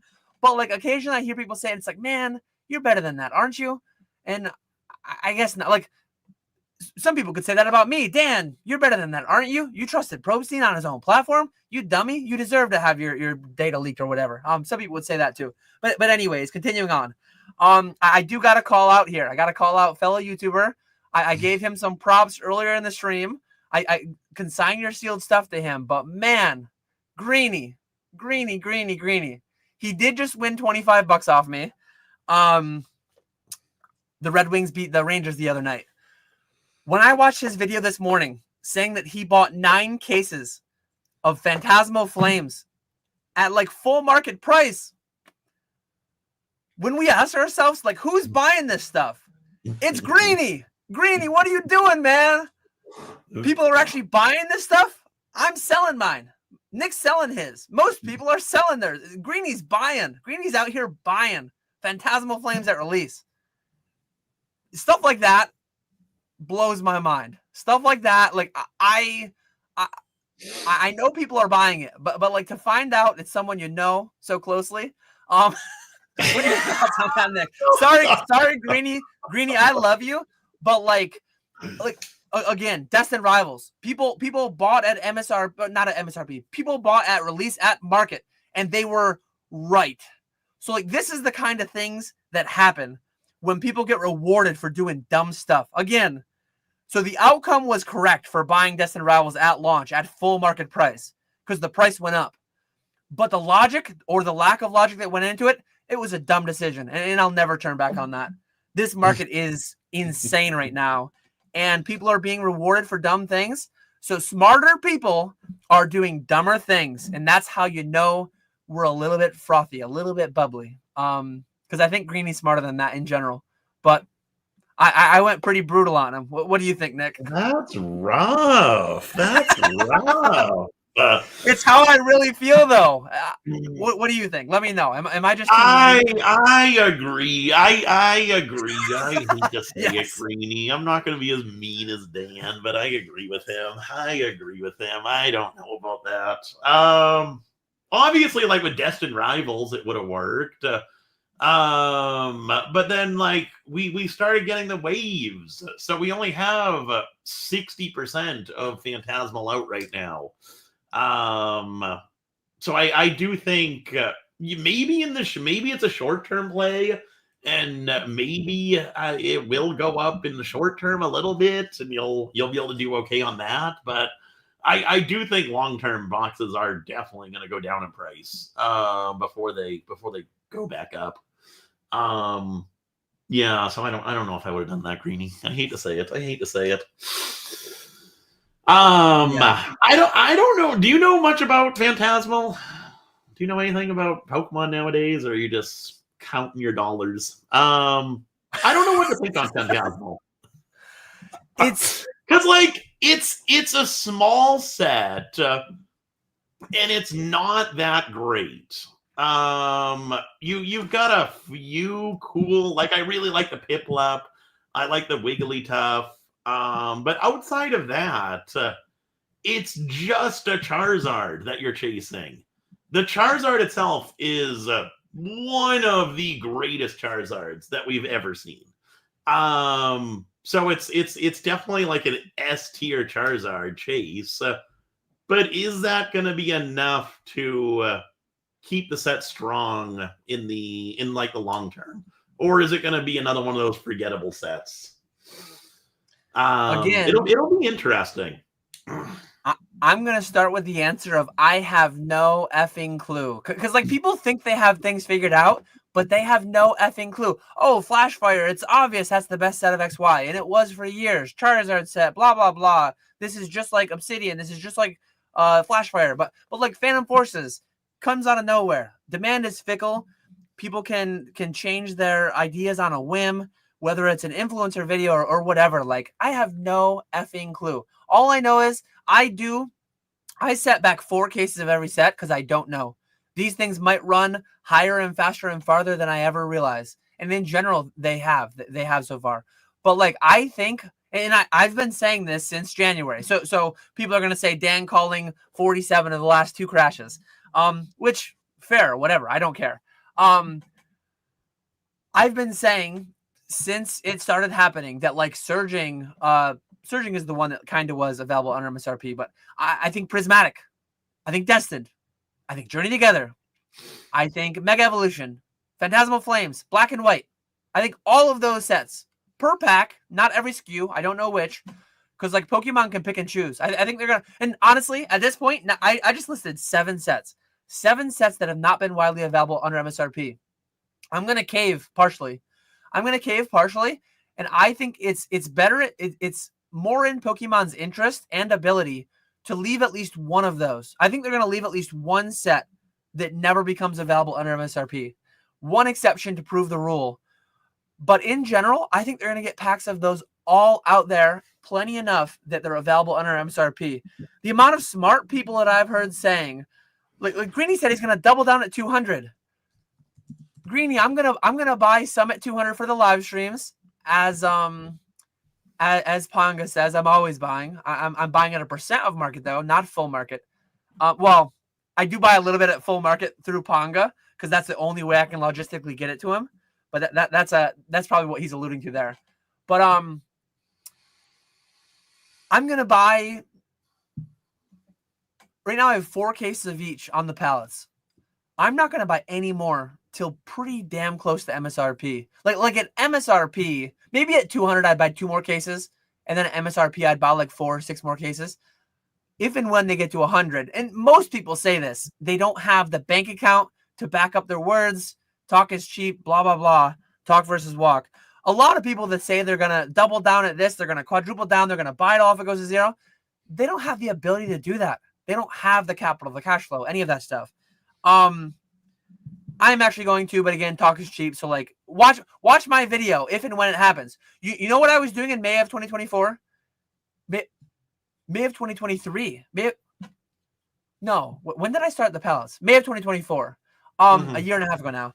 So you know what I was doing? Like I have a video that I can point to, and I have pallets that I can point to that prove that last time it was cheap I was buying. I'm going to do that again, like I did it last time. Most people saying they're going to do that, they were there in May of 2024, and they weren't doing it. They're just making stuff up. Oh, it's a new normal. It's a new paradigm. It's new this, new that. Like, you were there last time, some of them, and you weren't doing it. So it's like talk versus walk, cosplay, blah, blah, blah, all the stuff I say. But yeah, I think Greeny buying Phantasmal at release, hoping that it goes up, is a horrible EV play. Could he make money? Yes. Like what percentage would I have attributed him making money? But like me, if my goal is like to make money in Pokemon over the short term, the last thing on my mind is like, let me gamble on the latest set at full market at release and just sit on it for 5 years. Like what? Why would you not put equal amount of money into 151 or Crown Zenith or Evolving Skies or anything would be better, I think, in sealed. That is literally the last on my list. If I could buy anything at full market, the last thing would be Phantasmal. Honestly. And I would have said that in May about Destined, yes, and I would have been wrong. But like that's my take on it. I think it's insane. But it's not just Greeny. It's a non saying that this can't go below 200. It's this, that, and the other thing. It's like people are just talking out their asses. Nobody knows what's going to happen. And the scary part is people are scared, realizing that like, oh my, Anon was wrong on that. And like Rudy said this and it didn't. Oh, that's scary. And I've talked with people that have $1 million of Pokemon that are like quoting Rudy and quoting like quoting as if things can't go down and this, that. And it's like, holy crap, we are built on a house of cards, literally.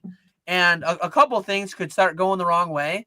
Things could fall a lot and fast. Cause like, anyways, I forget. People don't like the doom and gloom. They like the thumbnails that are doom and gloom, but they're like, it only goes up, guys. Deflationary. Every day, less packs exist because more ripped. Live stream, whatnot, Fanatics Live, eBay Live, Rockets. That's what people want to hear. Sorry, I got a little too dark there.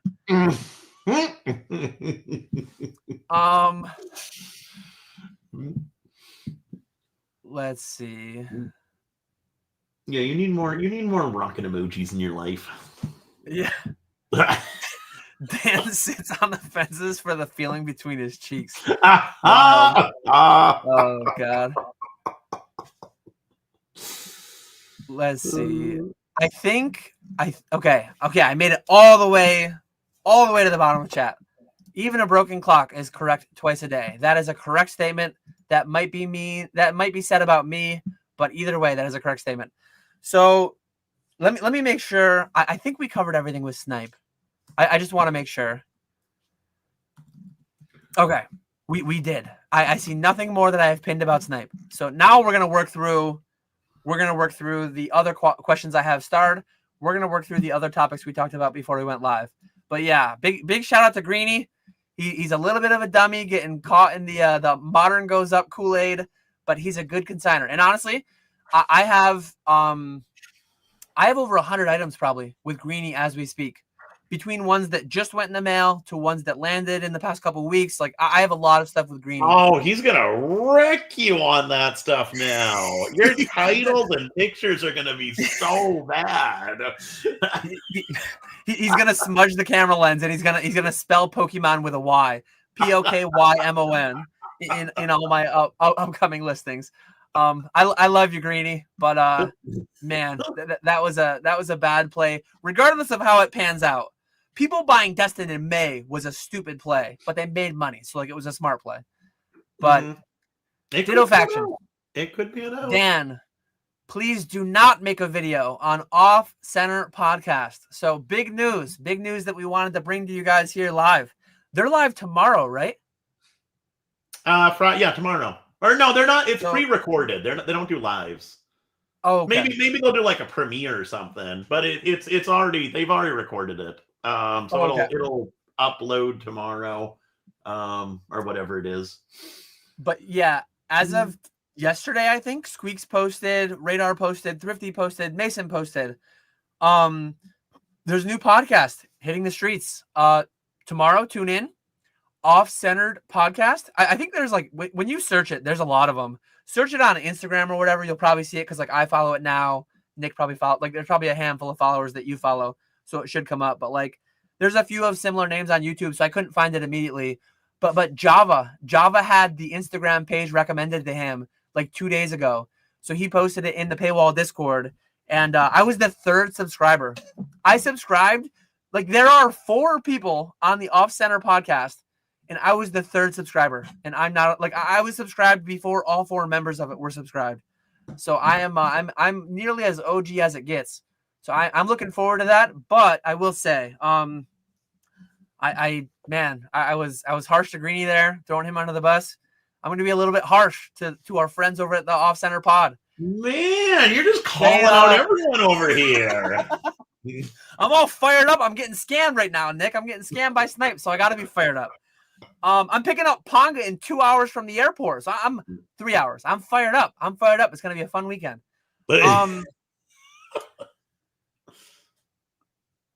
Squeaks and Radar, you guys, I've been hurt before, but I am ready to be hurt again. Fool me once, shame on you. Fool me twice, shame on me.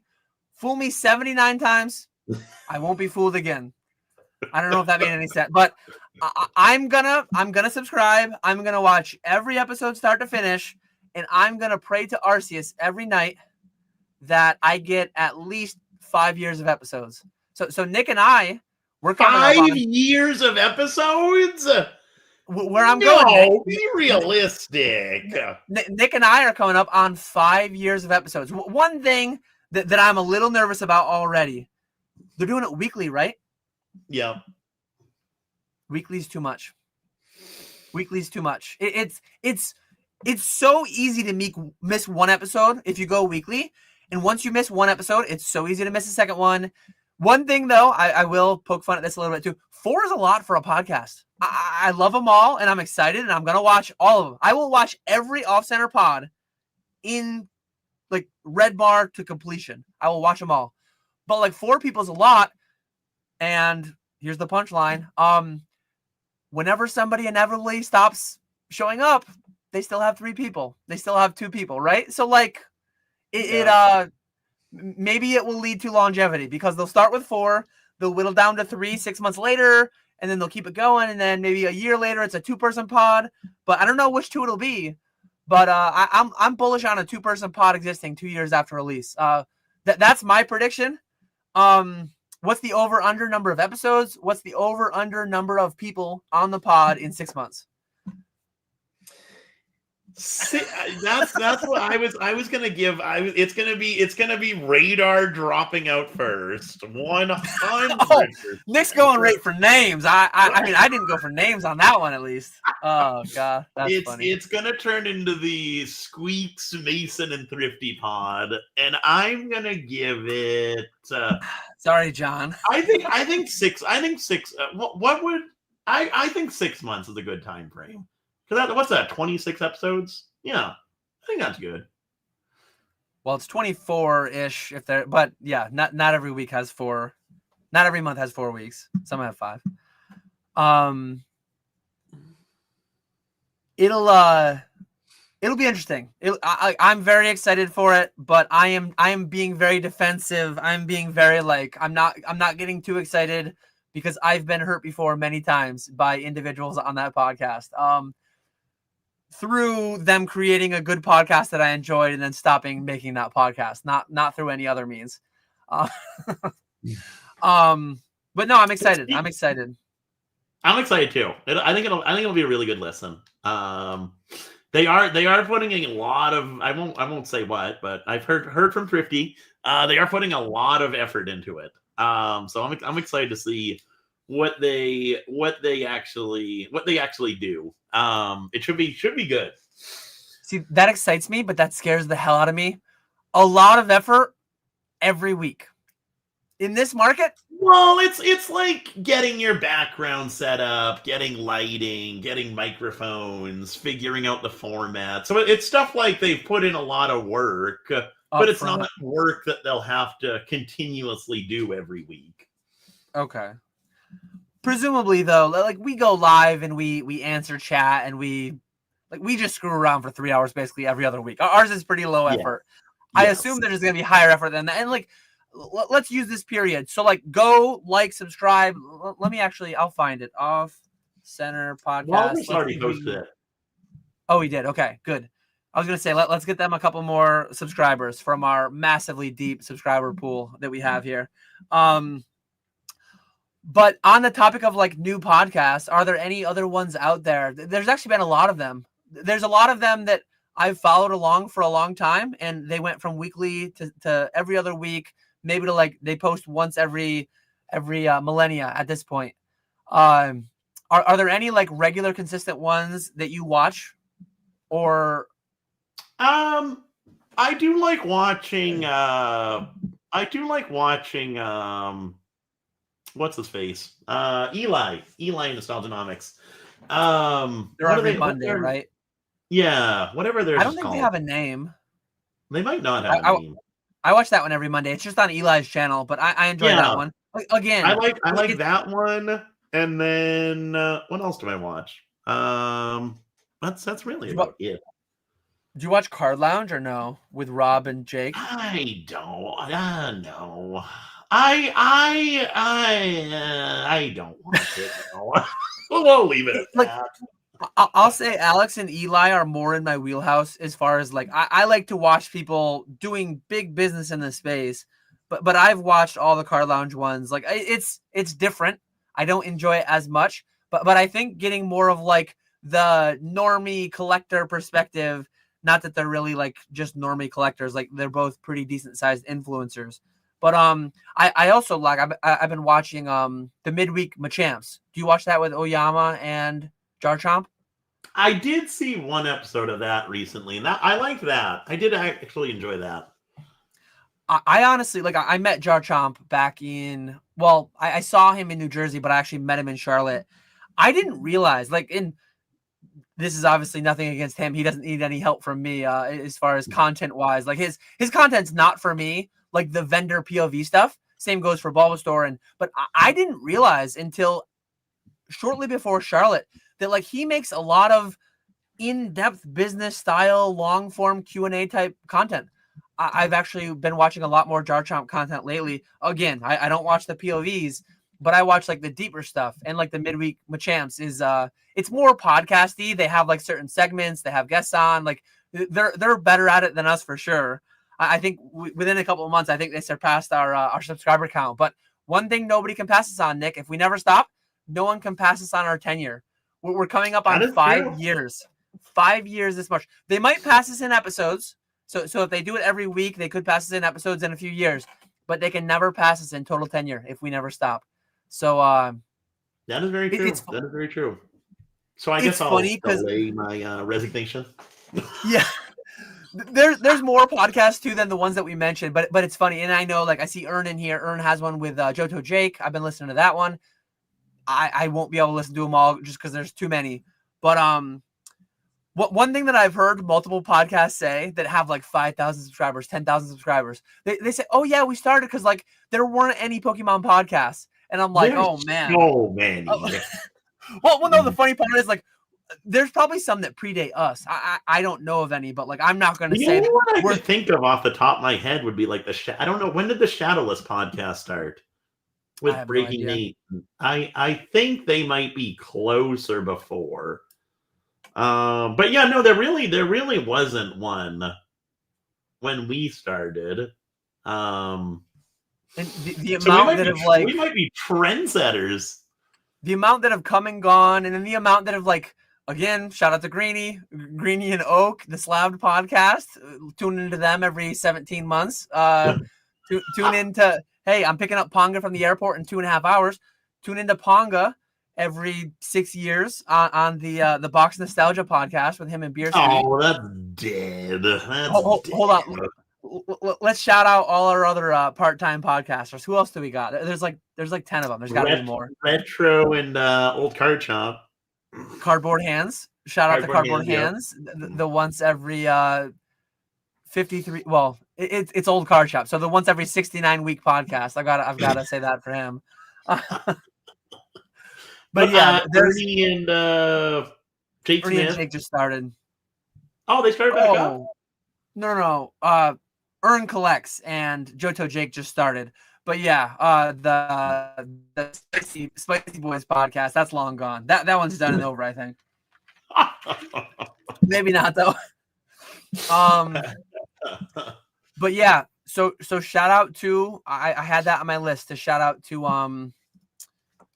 the Off Center podcast. They are coming in hot tomorrow. I am ready to be heard again. I'm excited for it though. I can't wait. It'll be good.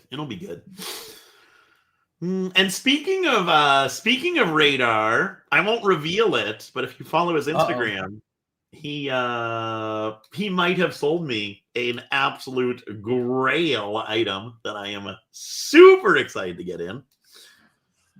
I don't scroll Instagram too much. He posts a lot of Dragon Ball Z, I notice. So I didn't notice. He had one Pokemon item up the other day. I gotta look now. I don't know if it's still there. It was a story, not a post. Oh, okay. His only story is the squeaks with the yeah. Off Center podcast coming. Give us one, Nick. Tune into the Off Center podcast.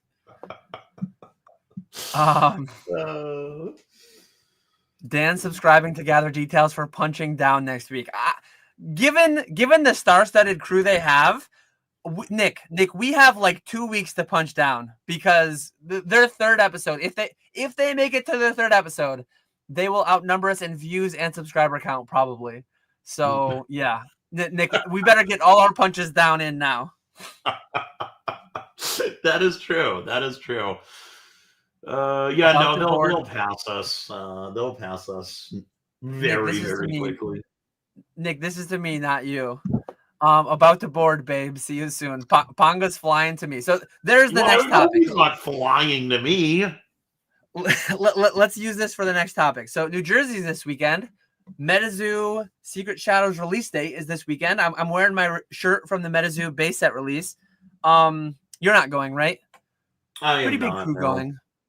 Pretty big crew going, I think. What? I'm staying in an Airbnb with myself, Ponga. We're like late additions. We're gonna be staying on blow up mattresses. But Bierski, Spat, Grimer, and Brad G are all sharing the Airbnb. So that's gonna be a good time. I'm looking forward to it. This time tomorrow, I will be checking into the Airbnb with many Juice Forces in tow. About to have a good weekend. There we go. Yeah, no, that'll be fun. That'll be fun. No, I was gonna go, but that October just killed me. We did so much the month of October. It was wild.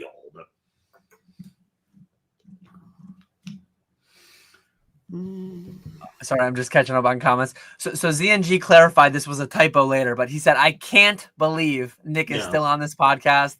It's truly unbelievable. That's hilarious. No one next to me on the plane. This is going to be an unreal weekend. Pong's got a whole row to himself. That's nice. This stream is terrible. Please go back to the way y'all streamed before. Also can't catch up on 2x with how it's being streamed. So Big G, you are stuck. I can actually see by your comment. You are stuck in portrait mode. We are simultaneously live in landscape mode. So back out, go to Pokeflipz, and go into the horizontal one if you want it horizontal. We're trying something new today. But yeah, we are simultaneously live in both formats. Yes. But we appreciate the feedback. Don't hold back. Nick, imagine how popular you'd be if you went with your first choice for the podcast. Yeah, man. We'd be killing it. Can everyone? So here's a good way to like find out. We asked earlier, so Nick and I can see a unified chat where we see both comments. Can everyone that's watching horizontal see this comment on their live chat or no? Because I see it and I see a little like vertical thing next to it. I can tell that it came from mobile. This guy came from mobile too. So I don't know what I was expecting, but I'm enjoying this live. We're enjoying having you here. So, okay. So everyone can see it, looks like. If you're watching us on mobile, vertical, and you'd rather we be landscape mode, you can go. Steven Kasoon, I can also see is watching on mobile right now. So this might be a thing moving forward. Pick your preferred orientation. But yeah, big shout out to Off Center Podcast going live tomorrow. Oh, I meant to put this up to round out the Snype thing, so I'm going to put it up now. But the difference between Dan and other vendors is his admittance of being disgusted by himself, but also that anyone's conviction has a price. It's why I have a 48-inch by 64-inch poster of him in my bathroom. I wanted to use that one to round out the whole Snype thing, but I missed it. I forgot to. And then Check saying, I love your humor, Seltzer Man. I am drinking some homemade lemon seltzer right now. Wait, how do you make seltzer? You literally, so I have corny kegs that are made for like home brewing beer. Bierski, plug your ears if you're listening. Instead of home brewing beer, you literally just fill it with water. I fill it at my sink with tap water, and I plug in the CO2 to the tank. And the CO, it takes like 2 or 3 days. The CO2 just dissolves into the water, and it carbonates itself over time. So I just put I just put 40 psi onto the keg of water, and then I have homemade seltzer water. You're welcome, Earth. A lot of sorry Earths going on in the hobby, but I am saving a lot of plastic bottles, self-carbonating my own water. Yeah, that's neat. But yeah, I like things go on that are not amazing, and like I think it's perfectly reasonable for certain people to write off PSA entirely when they did that to Professor O'Kelly. I didn't, though. I think it's perfectly reasonable for people to self opt out of CGC forever because of the CGC authenticating the fake test print cards. But I'm not making that decision. Like everyone needs to wade through all this in their own way, make their own decisions. To certain people, certain things are deal breakers, and to other people, they're not. And I think that you can find similar things. I think it's important to be able to, like, everyone should have boundaries somewhere. I think a lot of people have no boundaries of any kind, clearly, when money is involved. But everyone should have well-defined boundaries that they don't be hypocritic about. I think there's a lot of people that are very tribal about the things they follow, and like, that's nothing. That's nothing. When it's about their team, and when it's about the other team, they'll just piggyback on that. They'll ride it to the eventual hopeful demise of whatever they're trying to crap on. So yeah, that's just my general life thoughts on that comment. I like it. I don't know. It's so hard because like we were talking, these companies are so big. What's it matter? Yeah, You're not going to change. It's the same like let's not get political, but like people getting so aggravated over politics. Why? hold on. You're not going to change it. Nothing's going to happen from it. Just let it go and worry about your own life. Just in case something inflammatory is said about politics. I don't want to be in the screenshot. I was semi alluding to, like, not an avenue worth going down. But everyone should have lines, and I think everyone should, and to say I've never been slightly hypocritical about anything, like I would be lying. There's probably things that I've and like I need to figure out how I'm gonna title it, how I'm gonna thumbnail it. But there's some amount of a chance that like my take will have aged poorly, that like there would be too much to risk, too little to gain. It feels like something slightly unsavory was going on there, and it's just sad. I need to go back into defensive mode and be more cynical more often, as I said, but not to rehash that whole conversation earlier. Here's a nice way to pivot out. Dan, Nick is about to hit 10 years on eBay on January 16th. Help us bully him into doing something special and posting a sales update on YouTube. Yes, do it, Nick. Big 10-year decade on eBay. How could you not? How long have you been on YouTube? Imagine if they hit at the same time. Wait, when did I start? It was 2019. I started YouTube right before Worlds. I remember it. Oh, it was a big collection that I bought. I'm gonna say like July 2019. Oh, so you created the channel January 15th, 2016, but that's right. You're probably talking about your first video. Yeah. Why would I create a YouTube channel? I don't know. Did you have a personal one that you just repurposed or something? No, because I never knew YouTube was a thing until Pokemon. I literally did not know it existed. Interesting. But yeah, so your 10 year, so January 16th is your 10 year for eBay. 364 days later, on January 15th, 2026. No, wait. No, January. It should be 2016. So it's your 10 year on both. It's literally your 10 year on both. At midnight. So like at 5 of, you need to post the YouTube video so that it's live on its anniversary, and then it's playing the majority. It's literally your 10-year anniversary on both platforms. You have to do it. It's YouTube and eBay. Come on, you have to. How could you not? Bully. Peer pressure. Come on, Nick. Peer pressure. Everyone give me a peer pressure in chat in all caps. Let's peer pressure them into it. It's not going to help. I did what I could do, Peak. I did what I could do. I can't even be consistent about posting a stupid picture on Instagram. It's so bad.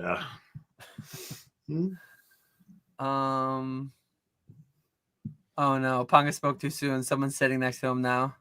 Aww. peak, it's not even about the money necessarily. It's just about like the ease. Like I can make 5 gallons at a time that lasts me a couple weeks. I don't want to have to go to the store and get like, I drink quite a bit of seltzer. Like I don't want to have to get 3 or 6 2 liters of seltzer every time I go to the store.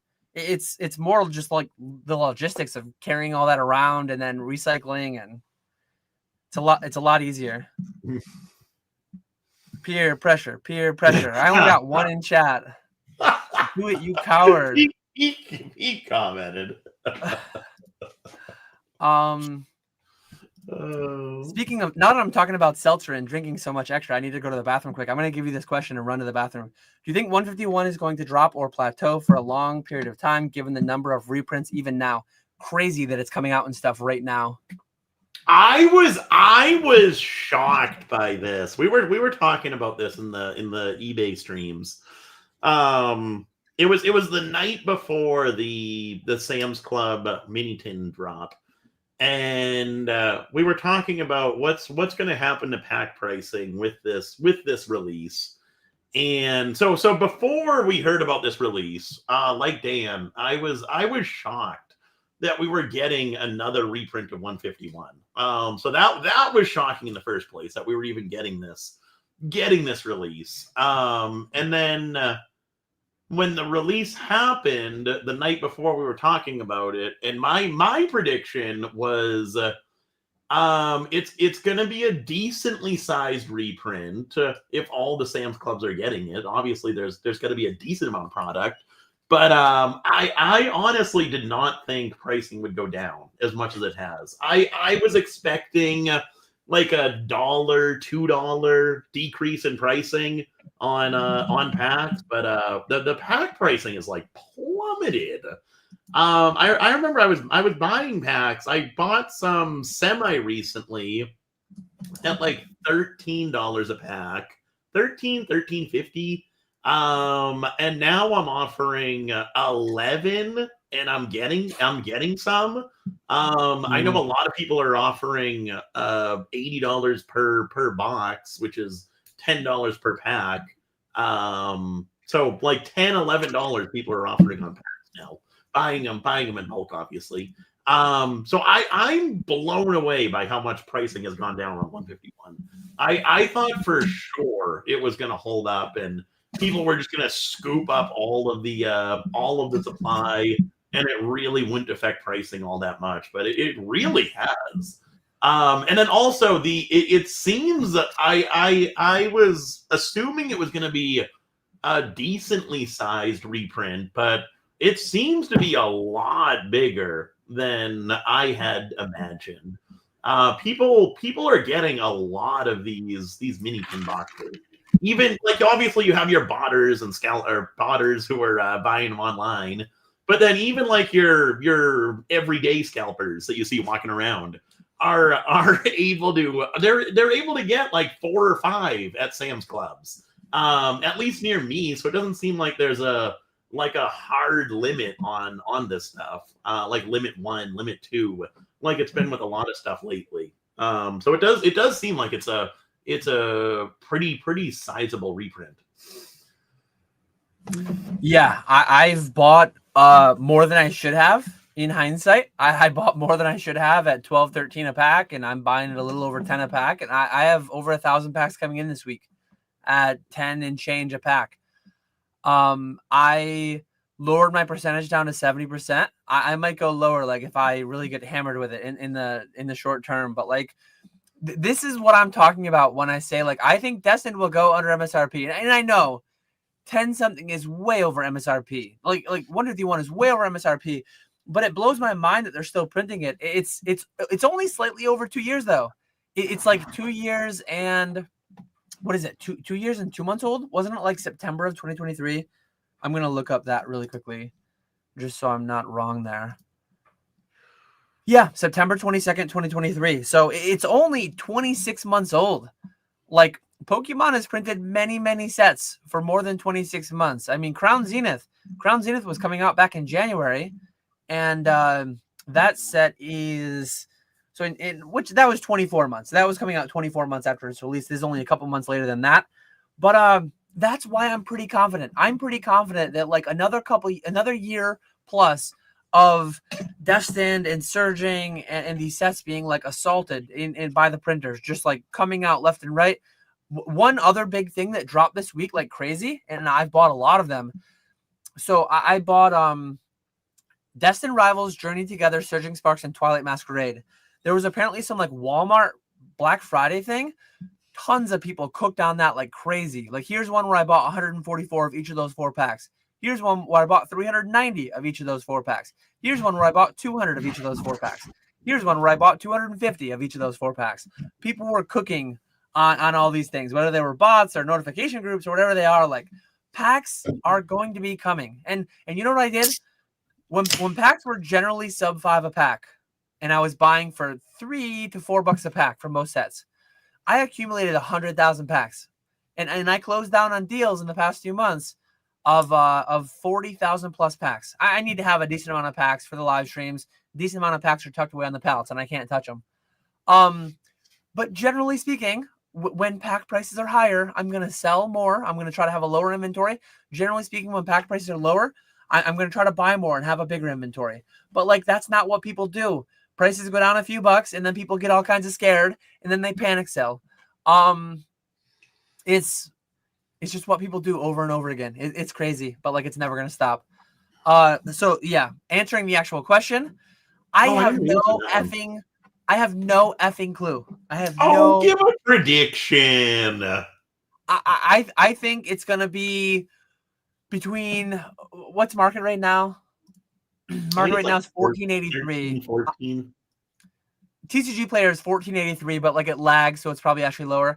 I think it's going to be between 10 and 15 for the next 7 months. And then it's going to slowly. I'm just guessing. I have no effing clue. Like I said, is that a long time? Or is that a short time? That's a long time. No, I think it's going to bounce right back. I think it's going to drop down further. I can see packs going like on TCG Player. I think we'll see $12, $13. But I think by I'm gonna say beginning of next year, maybe like late January. I think it'll be back up to 15. I think it's gonna be a very quick short term dip with the amount of people that are hyping 151 and investing in 151. I think this is just going to get all bought up super, super quickly. So that's what you think, which I nothing against you, Nick. I care zero about that. I could not care any less about what anyone thinks will happen because nobody knows. What are you doing, Nick? What are you doing, Sir Nicholas? Oh, I'm with this new information. I thought when the booster bundle reprint happened when was that? A couple months ago over the summer? Whenever that happened and all the booster bundles were hitting the market, I thought that was the last time I was going to be able to buy 151. So I bought a bunch of booster bundles. And then now I'm buying a bunch of loose packs with the mini tins. And the packs that I'm buying now, the majority of them will be for inventory for the streams, but then I do want to set back more 151. So I do think, who knows, but I do think now is the last time you'll be able to get 151. I would not be surprised. I similarly thought similar last time around, and like I bought a few thousand packs. Like so again, talk versus walk. It's like I gave you my prediction. I hold no weight to it. Like nobody should either, but people do for some reason.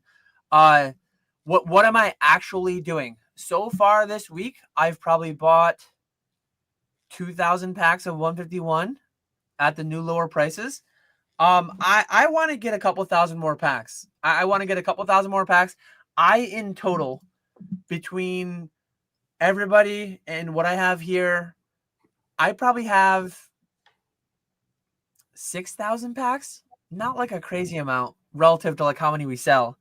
I want to get closer to 10,000 packs. So maybe I want to buy like 4,000 more packs. I do want to get a decent bit more.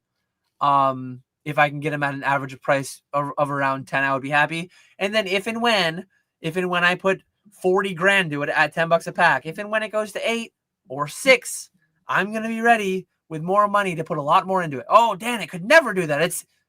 It absolutely could. I have no clue. They could have printed 2 billion more cards on 151. Do I think they will? No, but I didn't think they were going to print this either. I thought this would have all been prismatic. I thought this all would have been destined. I thought, like, that just goes to show you, like, nobody knows at all. Yeah. Bitcoin's down 25%. If Bitcoin continues to lose 70%, 80%, and some people know it, like, if it loses 70 to 80%, there will be people that say, I knew it was going to do that. Where are you today, like, predicting that's going to happen? But, like, if Bitcoin goes down 70% total from its highs, if the stock market goes down 40%, 151 could be $8 a pack in 2 years from now. It could be $7 a pack. Destined Rivals could be a $140 booster box. Nobody knows. People feign all this, like, expertise and experience and thinking they know all these things, and nobody knows. 151 is $10 plus pack for the rest of the time. It definitely could be, but it might not be either. Like, what are you doing though? I'm buying. Like, I agree enough that I'm a net buyer by far.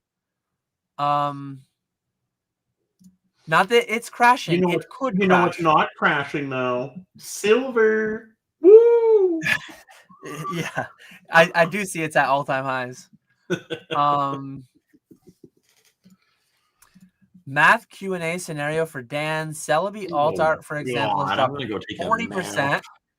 I'm long cardboard, short plastic. When does the equation of acquisition cost, pull rate, grading cost, etc. win you over?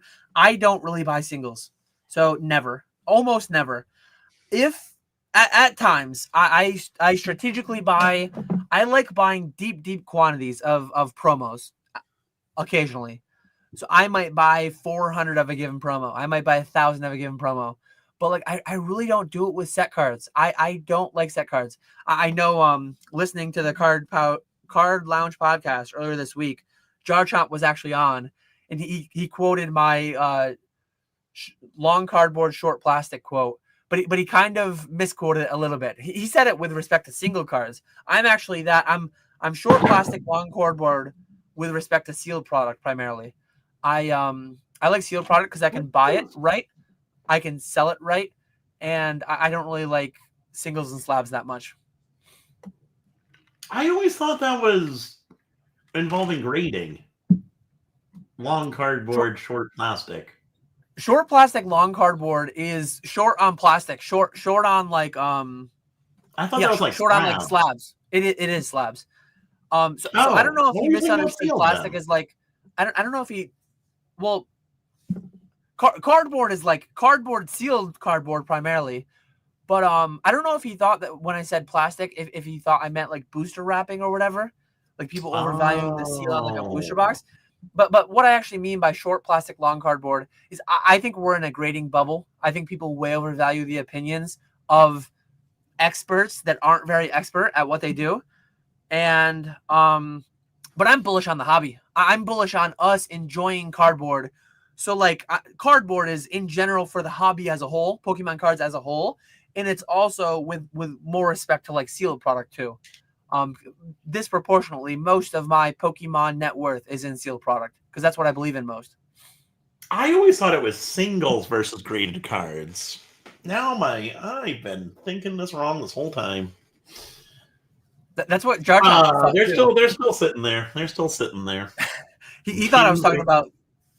He thought I was talking about single cards. So, like, see, this is telling me I need to be, one, from earlier in the stream, I need to be more cynical, and two, yes, I need to be more disclaimer. I need to give more disclaimers on, like, I need to elaborate further.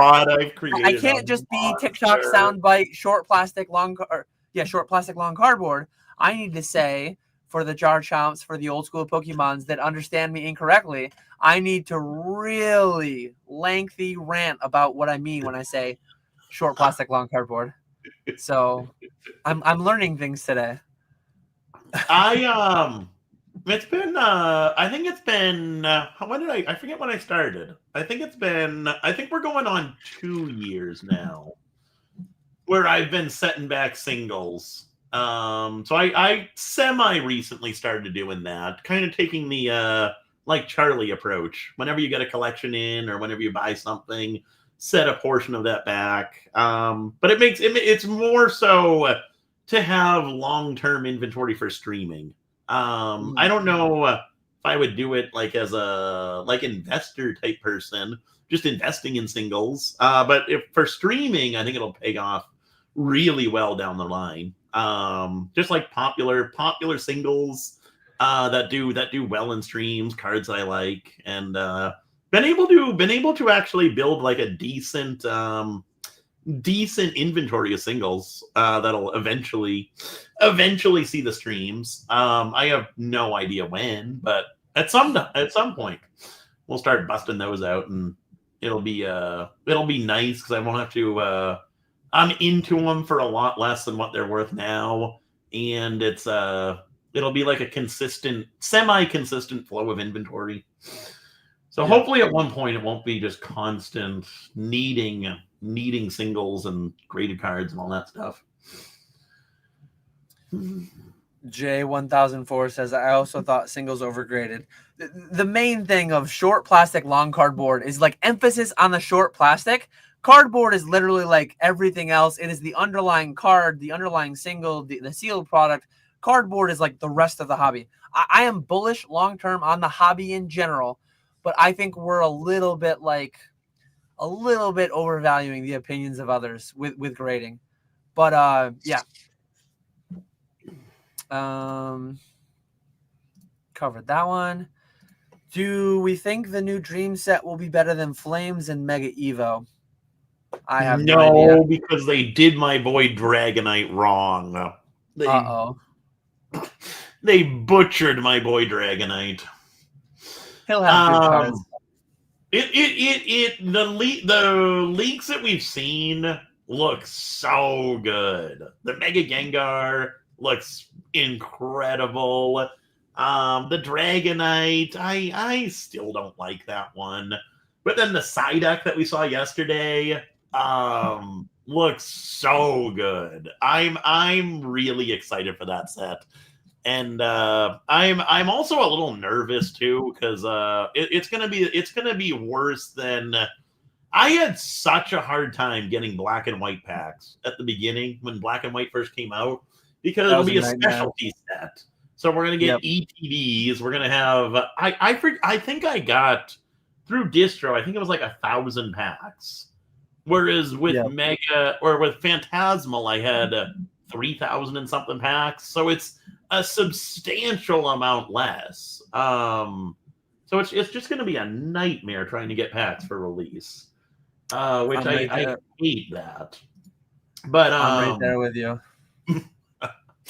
I think so Phantasmal Flames, me personally, like we were talking about earlier, it's the Charizard that's in that set.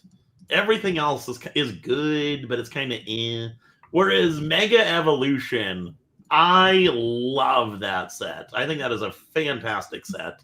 So will this set be better than Mega Evolution? I think we'll just got to wait and see. It's looking really good. Having a Gengar and Dragonite, it could definitely be better. But I'm just going to wait and see. But I do think for sure it'll be better than Phantasmal Flames. I'm not a big spoiler guy. I saw the Gengar for sure, but like I don't dig too deeply into them. Nick answered it better than I could. I don't like being a spoiler guy, but I feel like I need to be with the eBay lives on the streams. Because everyone, when you get them, everyone talks about them that night, and I'm always, I didn't see that. So now I've actually started to look on like PokeBeach and actually see these leaks. So I have someone not just sitting there in silence. Yeah. How do you guys feel about the way distant future of Pokemon cards with bringing kids into the hobby, when their attention nowadays having so many options compared to when we were young? Very anecdotal, but like my wife is a teacher. Every year, like she has a healthy amount of kids into Pokemon. I always bring a bunch of like the empty tins and the pencils and the pads of paper, and I send booster packs as like prizing for the kids, and they seem pretty popular. So there are a lot more options out there, I think. Nick, your video's going in and out for me. Oh, whoops! I'm trying to type, but I didn't know if you thought you were with your camera off. I'm like, oh no, what are we gonna see if he thinks his camera's off? No.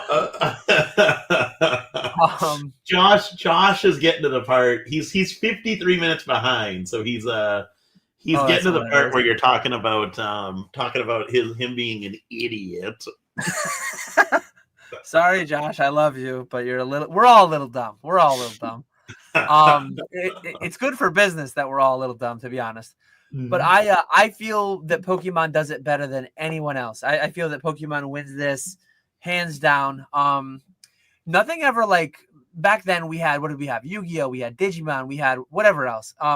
Nothing ever, like I never really strayed. I got out of Pokemon in like 2003, and I just got out for general like sports and whatever other stuff was going on. But yeah, these days, Roblox and Fortnite and just the ubiquity of social media and kids just playing on tablets and phones. And I don't know. I'm again, short plastic, long cardboard, long Pokemon just in general. I'm very bullish on Pokemon. Yeah, I would almost argue that kids nowadays will get into have more of a reason to get into Pokemon because it's multi-generational. Whereas like us back in the day, we didn't have any reason to get into Pokemon aside from liking it. Whereas kids nowadays, they'll get into it not only because they themselves like it, but also because their parents like it. For me with coin collecting, I would have never got into that without my dad doing it. But I got into it because he did it, and I thought it was cool because of him. So I think kids nowadays will see that their dad, their mom, their parents, whatever, are collecting, and they'll get into it, and then they'll have fun with it and expand upon that. UAB says they have more of a reason because they're fed gambling from birth. The foundation of the hobby, the core product, is a randomized booster pack, and randomization is so much more ubiquitous in the toy aisle than it used to be. And gambling is really like, it's said by a gambler, it is a little bit scary how ubiquitous gambling is getting. You can bet on everything and anything all the time. I didn't allow myself to put money back in because I did lose everything I had in DraftKings. I am on net. I made money on sports betting apps because I took advantage of the promos and I hit big on a couple and I withdrew it. But like I had a $700 or $800 DraftKings balance that took me 2 seasons to lose. But it's like if I was gonna put more money in, I was just gonna watch it go away to nothing. So I avoided that. But yeah, that's there's a lot of it out there. And Robinhood now has futures, markets, predictions, whatever, getting around like the whole sports betting loophole.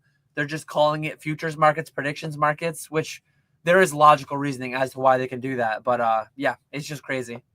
Crazy. Speaking of completely off topic, did you hear they stopped minting pennies? Yeah. And the last 5 pennies have that special mark on them that they're going to auction off. I didn't see that. I figured they'd be doing something.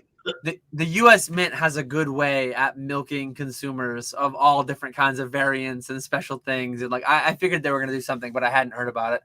Yeah, there's the last 5 pennies that were produced have like a special mark on them. And they're going to be auctioned off So that'll be interesting to see what those end up going for. I think they're going to go for absurd amounts of money.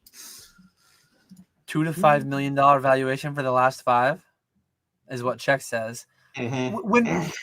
When auction platforms like put an estimate on those, I always think that's really weird. I don't like it because like, and I feel like I talked about this before. That whole that Yu-Gi-Oh! 1 of 1 card, when people were like confidently saying, "Oh, it's going to go for at least this," at least like people have no clue. Like unless you hear from 2 or 3 or 5 of the biggest coin collectors in the world saying what they're going to bid on it, like people just have no clue. Oh, Peak, you don't know. Peak, you don't know the U.S. Mint. They literally have that every year on everything. 1 million of them. They have. They have so many different variants, so many, like they put special labels on the first day of release, PCGS, NGC graded, they grade bullion, like no, this is very in line with, I knew something was coming. I didn't know what, but I knew something was coming. Oh, he's still going, hovers over unsub button. When you unsub, does it cancel membership? Asking for a friend. That's hilarious. Oh no. The Mint will defensively bid them for $2 to $5 million. The Mint's going to be the next Probstein. That's the only way. Maybe they're consigning them on Snype. Oh god. Only non-moderator with a membership, and I get roasted. Oh, that's hilarious.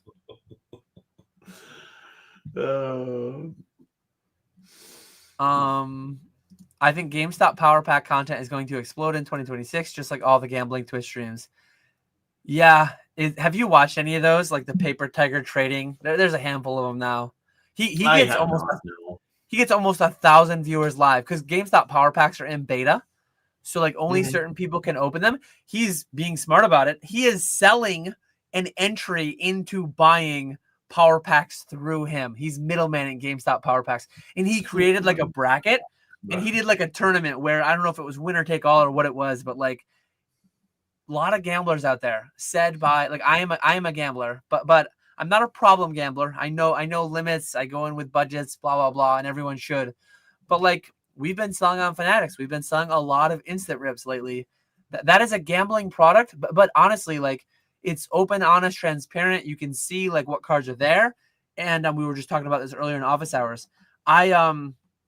I like the product in that it's transparent, and I like the EV relative to like the average EV of opening booster packs, which we sell tons of booster packs. It's like 40% or something crazy low. Every $1,000 you spend, on average, you get 400 back in singles. With instant rips, with power packs, you're getting back like 90 to 100%. It's still gambling though. It's still negative EV overall on average, but yeah. So is the core product. So is the booster pack. But people rip like mad, and I am people. I bought into a base set first box break and flew across the country to go open it on stage with Nick. That was fun. That's definitely a core Pokemon memory. Yeah, I will never forget opening that Shadowless Charizard after the Dogecoin millionaire almost opened it for me. Oh, Dan, when you're going all in on Pokecoins, I have a lot of them, but never going all in. When prices are down, I always accept I just have to buy more to meet profits, revenue goals. I feel crazy for not fearing any of these dips. Are we in a dip? Are prices down? Like when people say 2022, yes, prices are dipping down. We're not in a crash, but we're not booming anymore. Well, a lot of people are saying we're in a crash, which is scary because like they don't know what a crash could be. A lot of people, it's scary how irrational a lot of people are and how scared they get by little things like this. Because like when I hear people refer to 2022, 2023 as like down markets, that is so scary. Because like I was those were my first 2 years full time, and I made record revenue in that. Like I made more than I made in the boom. I made, which partly because I was full time, not part time. But like, man, if 2022 and 2023 are like a down market, man, just give me that forever. Because yeah, those were awesome years. So we covered that. We only have one question left. We're probably going to go till 4 today. I do have to get Ponga from the airport. I am going to New Jersey Collecticon this weekend. So if you're going, let me know. Come say hi. I'm only going to be there Saturday. I'm not vending, but I have a big pack deal that I'm taking care of on Friday. And then I'm going to be there all day Saturday, all night Saturday. But I'm driving out at like 8 a.m. or something Sunday, which is going to kind of suck. But yeah, we're going to try to wrap by 4 so I can go get Ponga and not have him wait at the airport too long. We have one question left. I'm going to take that. Ask questions in chat. We're going to end by 4 at the latest, but we might end a little bit earlier if there's no questions. So Ditto Faction wants to know, what do you think the TCG Player Black Friday sale will do to the cooldown we've been experiencing? You want to go, Nick? I don't know. It's so frustrating. I can't stand the fact that you can't have a tax exemption certificate on TCG Player. So yes, you get the 13% off with your membership, but then you pay. I think the is it crazy to say the Chicago sales tax is 10%? I think I paid. It's like 9.25%. My county is like 9.75, I think, or 8.75. It's high. That's wild. It used to be 6% in Mass. So yeah, you get the 13% off with the Black Friday sale, but then I'm paying 10% tax on that. So it's basically I'm paying I'm getting 3% off. Woo. So yeah, I don't think I'll buy it. Maybe I don't think I'll buy anything. Maybe go on and buy some more singles to set back, but it won't be anything crazy. I used to. I think there was a year or 2 years where I'd go on and buy a ton of stuff when I could do the tax exemption. And it was awesome. But now it just doesn't. You could make it be the same, because obviously you can, like, when you go do your taxes, you can write it off. So it's the same, but it doesn't feel the same. No, writing it off is not the same. So if you buy $1,000 item and pay sales tax on it, for me, say it's $90, 9%. Mm-hmm. Writing off $1,090 is not the same as paying $1,000. So you're getting some benefit writing off that $90 sales tax you paid, but you're not getting 100% benefit. A write-off is a benefit to the extent of your marginal tax rate. So say on average you pay 50% sales tax. Say you're making several $100,000 a year. Say you're at a high tax bracket, state and federal. You're getting 50% of that money back, but you're not getting 100% of that money back. So it's very different. Yeah. But one thing you can do, and I talked with my accountant about this. I talked with TCG Player about this a little bit. You can. New York has a means by where if you pay sales tax on an item not intended for resale, you can actually go pay the $90 and get the $90 back from the Department of Sales Tax. But like, it's a lot of hoops to jump through. It's more than I would want to do, and it feels like it makes you like. I have not bought on TCG Player in like 6 months or more. I don't think I'm ever gonna buy on TCG Player again. It is a terrible website, not quite as bad as Snype, but it is not good. They're actually a joke. It's actually a joke. What they used to do was a joke, crediting you back sales tax. What they do now, not even exempting you for it, not crediting you, like, it is insane. It's actually insane. I just literally don't buy from TCG Player anymore. Oh God, I see the live chat. But yeah, what do I think it will do to the cooldown? I don't know. I think people mark their prices up by 10%, and then people buy at 10% discount to pay what the price is anyways. I think people fool themselves into thinking they're getting a deal on that.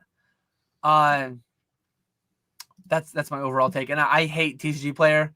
Terrible company, terrible website. I hate how much of our hobby is based off of it, because it's abysmal.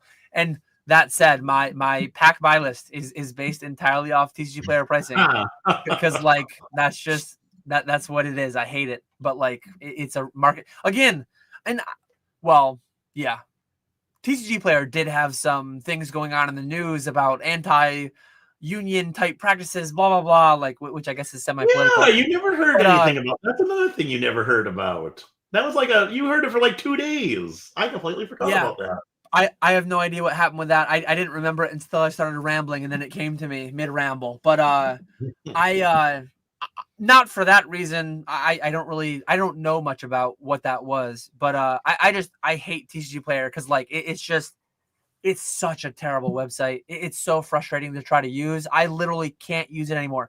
Anytime I tried to buy something above $1,000, they'd cancel it and give me my money back. It's like, I don't want my money. I want the products. Like, let me take my money. They literally wouldn't shut up and take my money.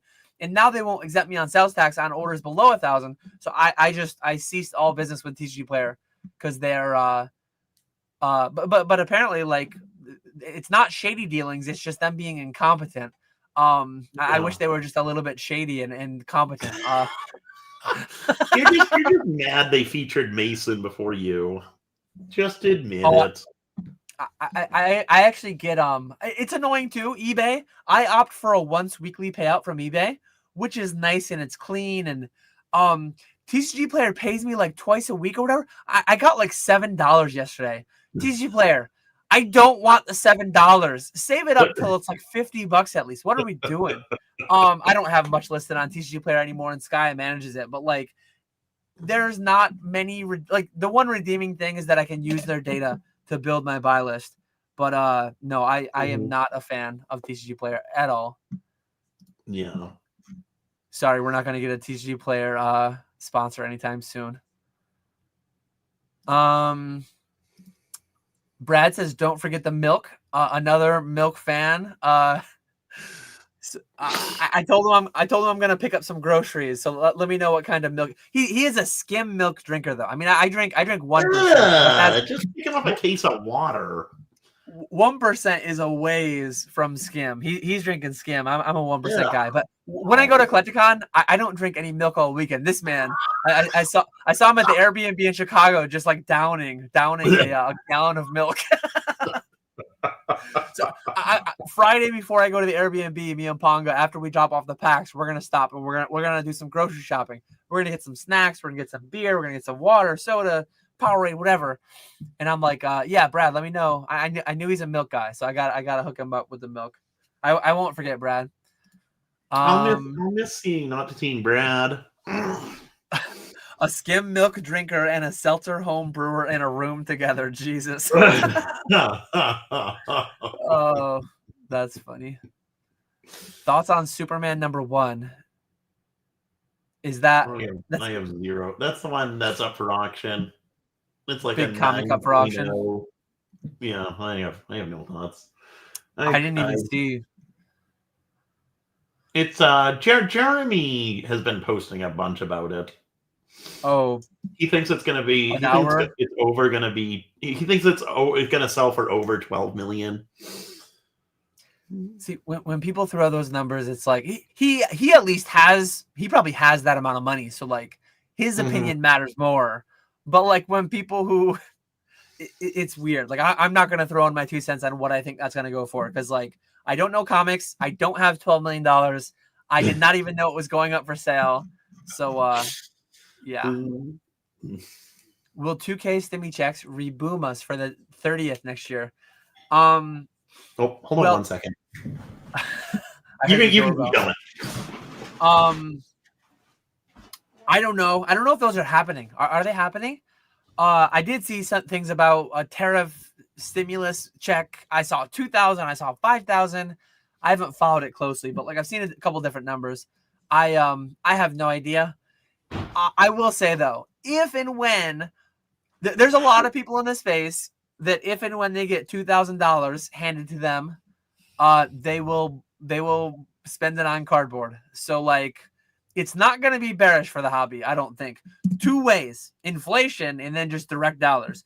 If $2,000 gets printed for everybody in the country, it's gonna inflate the pool of money a little bit, right? So just inherently by inflation, and then also directly by a lot of people putting their stimmy checks into cardboard. Fat Belly's ready for the money.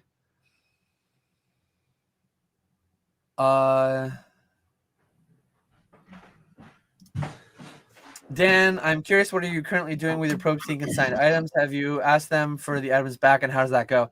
I'm going to wait and see. I think a lot of people have very like emotional, instantaneous reactions, and they just make emotional decisions.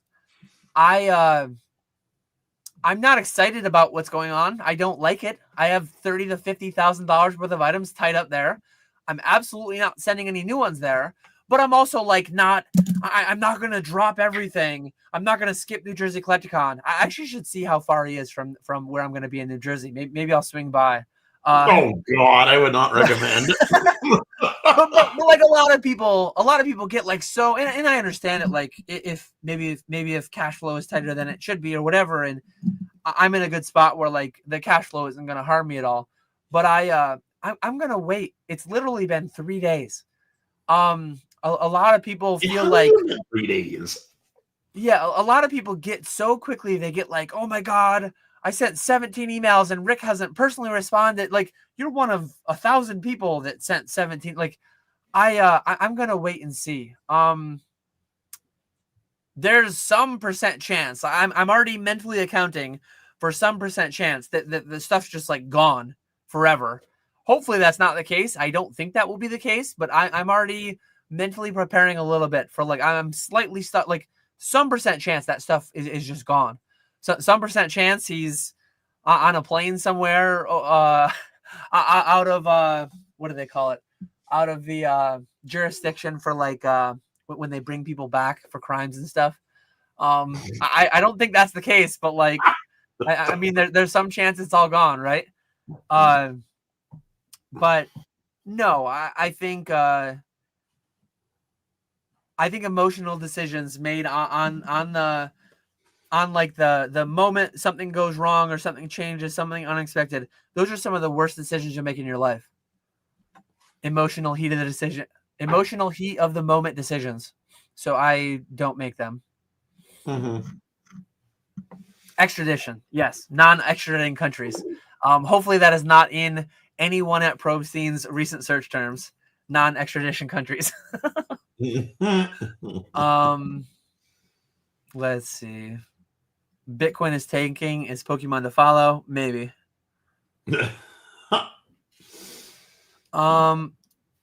Whatever became of the dunking program? I took off for 6 to 7 months earlier this year and I never heard. Nothing happened in the 6 to 7 months. Literally nothing. I tried dunking at Rusty's. I could not dunk. I did 2 dunk programs over a year and a half, 2 years. I lost 25 pounds and I gained no vertical whatsoever. I lost fat. I gained some muscle mass in my legs. I gained 1/4 of an inch of vertical leap. I just cannot jump.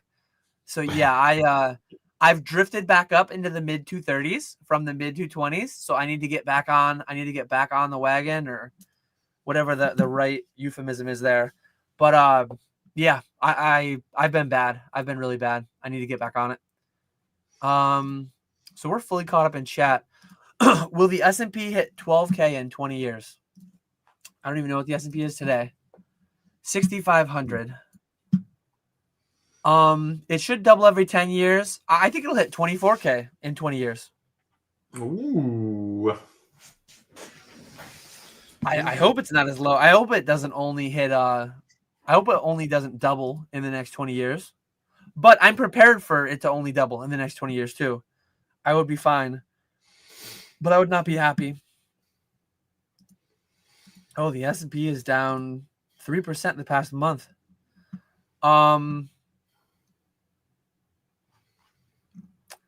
When your stuff goes down, don't sell. It's pretty easy if you don't over leverage. A lot of people leverage a decent bit though. Mm-hmm. I think we're fully caught up. Oh, any of you going to Collectopia in February? Is that? I've never even heard of that. Oh yeah, another podcast that I forgot to mention. Jesse Peng and the Poke SMP. They're very irregular. They don't make them very frequently. So like, I think they made their first one in the past 6 months, like yesterday or 2 days ago. I did listen to that one. I think it's something that he's doing. I think he's doing a big collector's event somewhere up in Canada. given that it's in Canada, I don't know if I'll go. Is he near Toronto? If he's East Coast, like it might not be that far for me. I'm only like 3 or 4 hours from Toronto, a drive. So like maybe, but like I think it's also Super Bowl. You're gonna go to Canada in February? Yeah, that's the thing. Like I would have to drive 4 hours in February. It's Super Bowl weekend, which I usually have a get together at my house for the Super Bowl. So like probably not. Just doesn't jive with the personal calendar well. the tag podcast. Poke-san and Jay Peng. I enjoy it at times, but it's been very intermittent the past year or two. Yeah, I think we're fully caught up in chat. Anything you want to pump, Nick? We know we're staying tuned. We're liking, subscribing. We're going over to the Old School Pokemon YouTube because on January 15th, 2026, January 15th, 2026, Nick is going to have a YouTube video to celebrate 10 years on YouTube and eBay. So stay tuned for that. Make sure you click the Old School. Do I still have your YouTube linked in the description? That's actually hilarious if I do. You better still have it. You'd have to purposefully get rid of it. I do. Wait, the links are messed up. they're not even links. Not even to my channel. It's a / Old School Pokemon, but like it's not even a clickable link. No wonder why that's actually hilarious. Affiliate link money. Oh, that's actually hilarious. Celebrating 10 years on YouTube and 10 years on eBay. He's been a decade strong on both platforms, consecutive days. That's crazy. I wonder why I did. It must have been all when because I know I got rid of eBay and I made the new one. I must have just made everything that same week. You knew the empire you were about to build. Yes, that's what it is. No, I don't have anything. No, we're taking tonight off. Going out with Vandy, so that'll be fun. No stream tonight. Thrifty abandoned the stream. I'll hopefully be back on Friday. Well, I'll definitely be back on Friday. eBay's been it's so frustrating. eBay's been glitching out, so like the stream will freeze for a couple seconds or 30 seconds. So hopefully they fix that by the next time I'm live. Let's keep our fingers crossed for that. eBay Live still in beta, kind of like Snype is in beta. So Snype is 3 days old and eBay Live is 3 years old. Nick's going to be celebrating his 10 years on eBay Live, and it's still going to say beta next to eBay Live. I would not be surprised at this point. Hopefully not, but yeah, eBay Does Live. That mean you don't have a or did PK and Ponga switch days, or are you off today from Fanatics? Because Thursday is Ponga's night, isn't it? PK is going to do an instant rip tonight, though. So okay. That's what I was going to bring up, too. Between eBay and Fanatics, we're trying this weekend, actually. Everyone except PK. PK will be holding down the fort on Fanatics. But I don't think I'll have any eBay live streams on my account this weekend because we'll all be in New Jersey. And over some juice forces, we'll be doing some business. We'll be planning things out, planning our takeover of the eBay Live platform. And Nick, I think you've already seen a little bit. You've seen some spat streams. You've seen some 1 Grimer stream or two Grimer streams maybe. But I was in for his first one. I will say though, I can't give Spat any more compliments because I complimented him that one time. And then you kind of fell off a cliff, Spat. So I'm not going to be giving Grimer any compliments. I mean, I've been watching the YouTube or the eBay Live viewership count, and I mean, Spat's been up there. Spat's been pumping some sudden deaths through, and you better watch out. I wonder where he got that idea from. Any one of the hundreds of people who do them. I mean, come on. KetchumAllCollectibles is coming for that eBay Live crown. Old School Pokemon Enterprises better watch out. We're coming in hot. Worried. I'm not worried. There's not too many buyers to go around, so hopefully both eBay and Fanatics can pump up the viewership a little bit. Whatnot is definitely winning on that front. Very, very big. Yeah. Here we go. I learned so much from the OG Old School Pokemon channel. A bunch of how to sell on TCG Player videos. Cinema. Hey, I love it. We all miss them dearly. But yeah, with that is gonna be it. Appreciate everyone hanging out. It was a fun chat. Lots of things going on in the hobby. We will be following up in 2 weeks, maybe with some updates on what is going on with Snype. I think you heard it here first. I don't think it was on YouTube anywhere else, but potentially Probstein crawling back to eBay with his tail between his legs. We will see. But yeah, with that, hope everyone has a great weekend. We will catch you all later. Bye.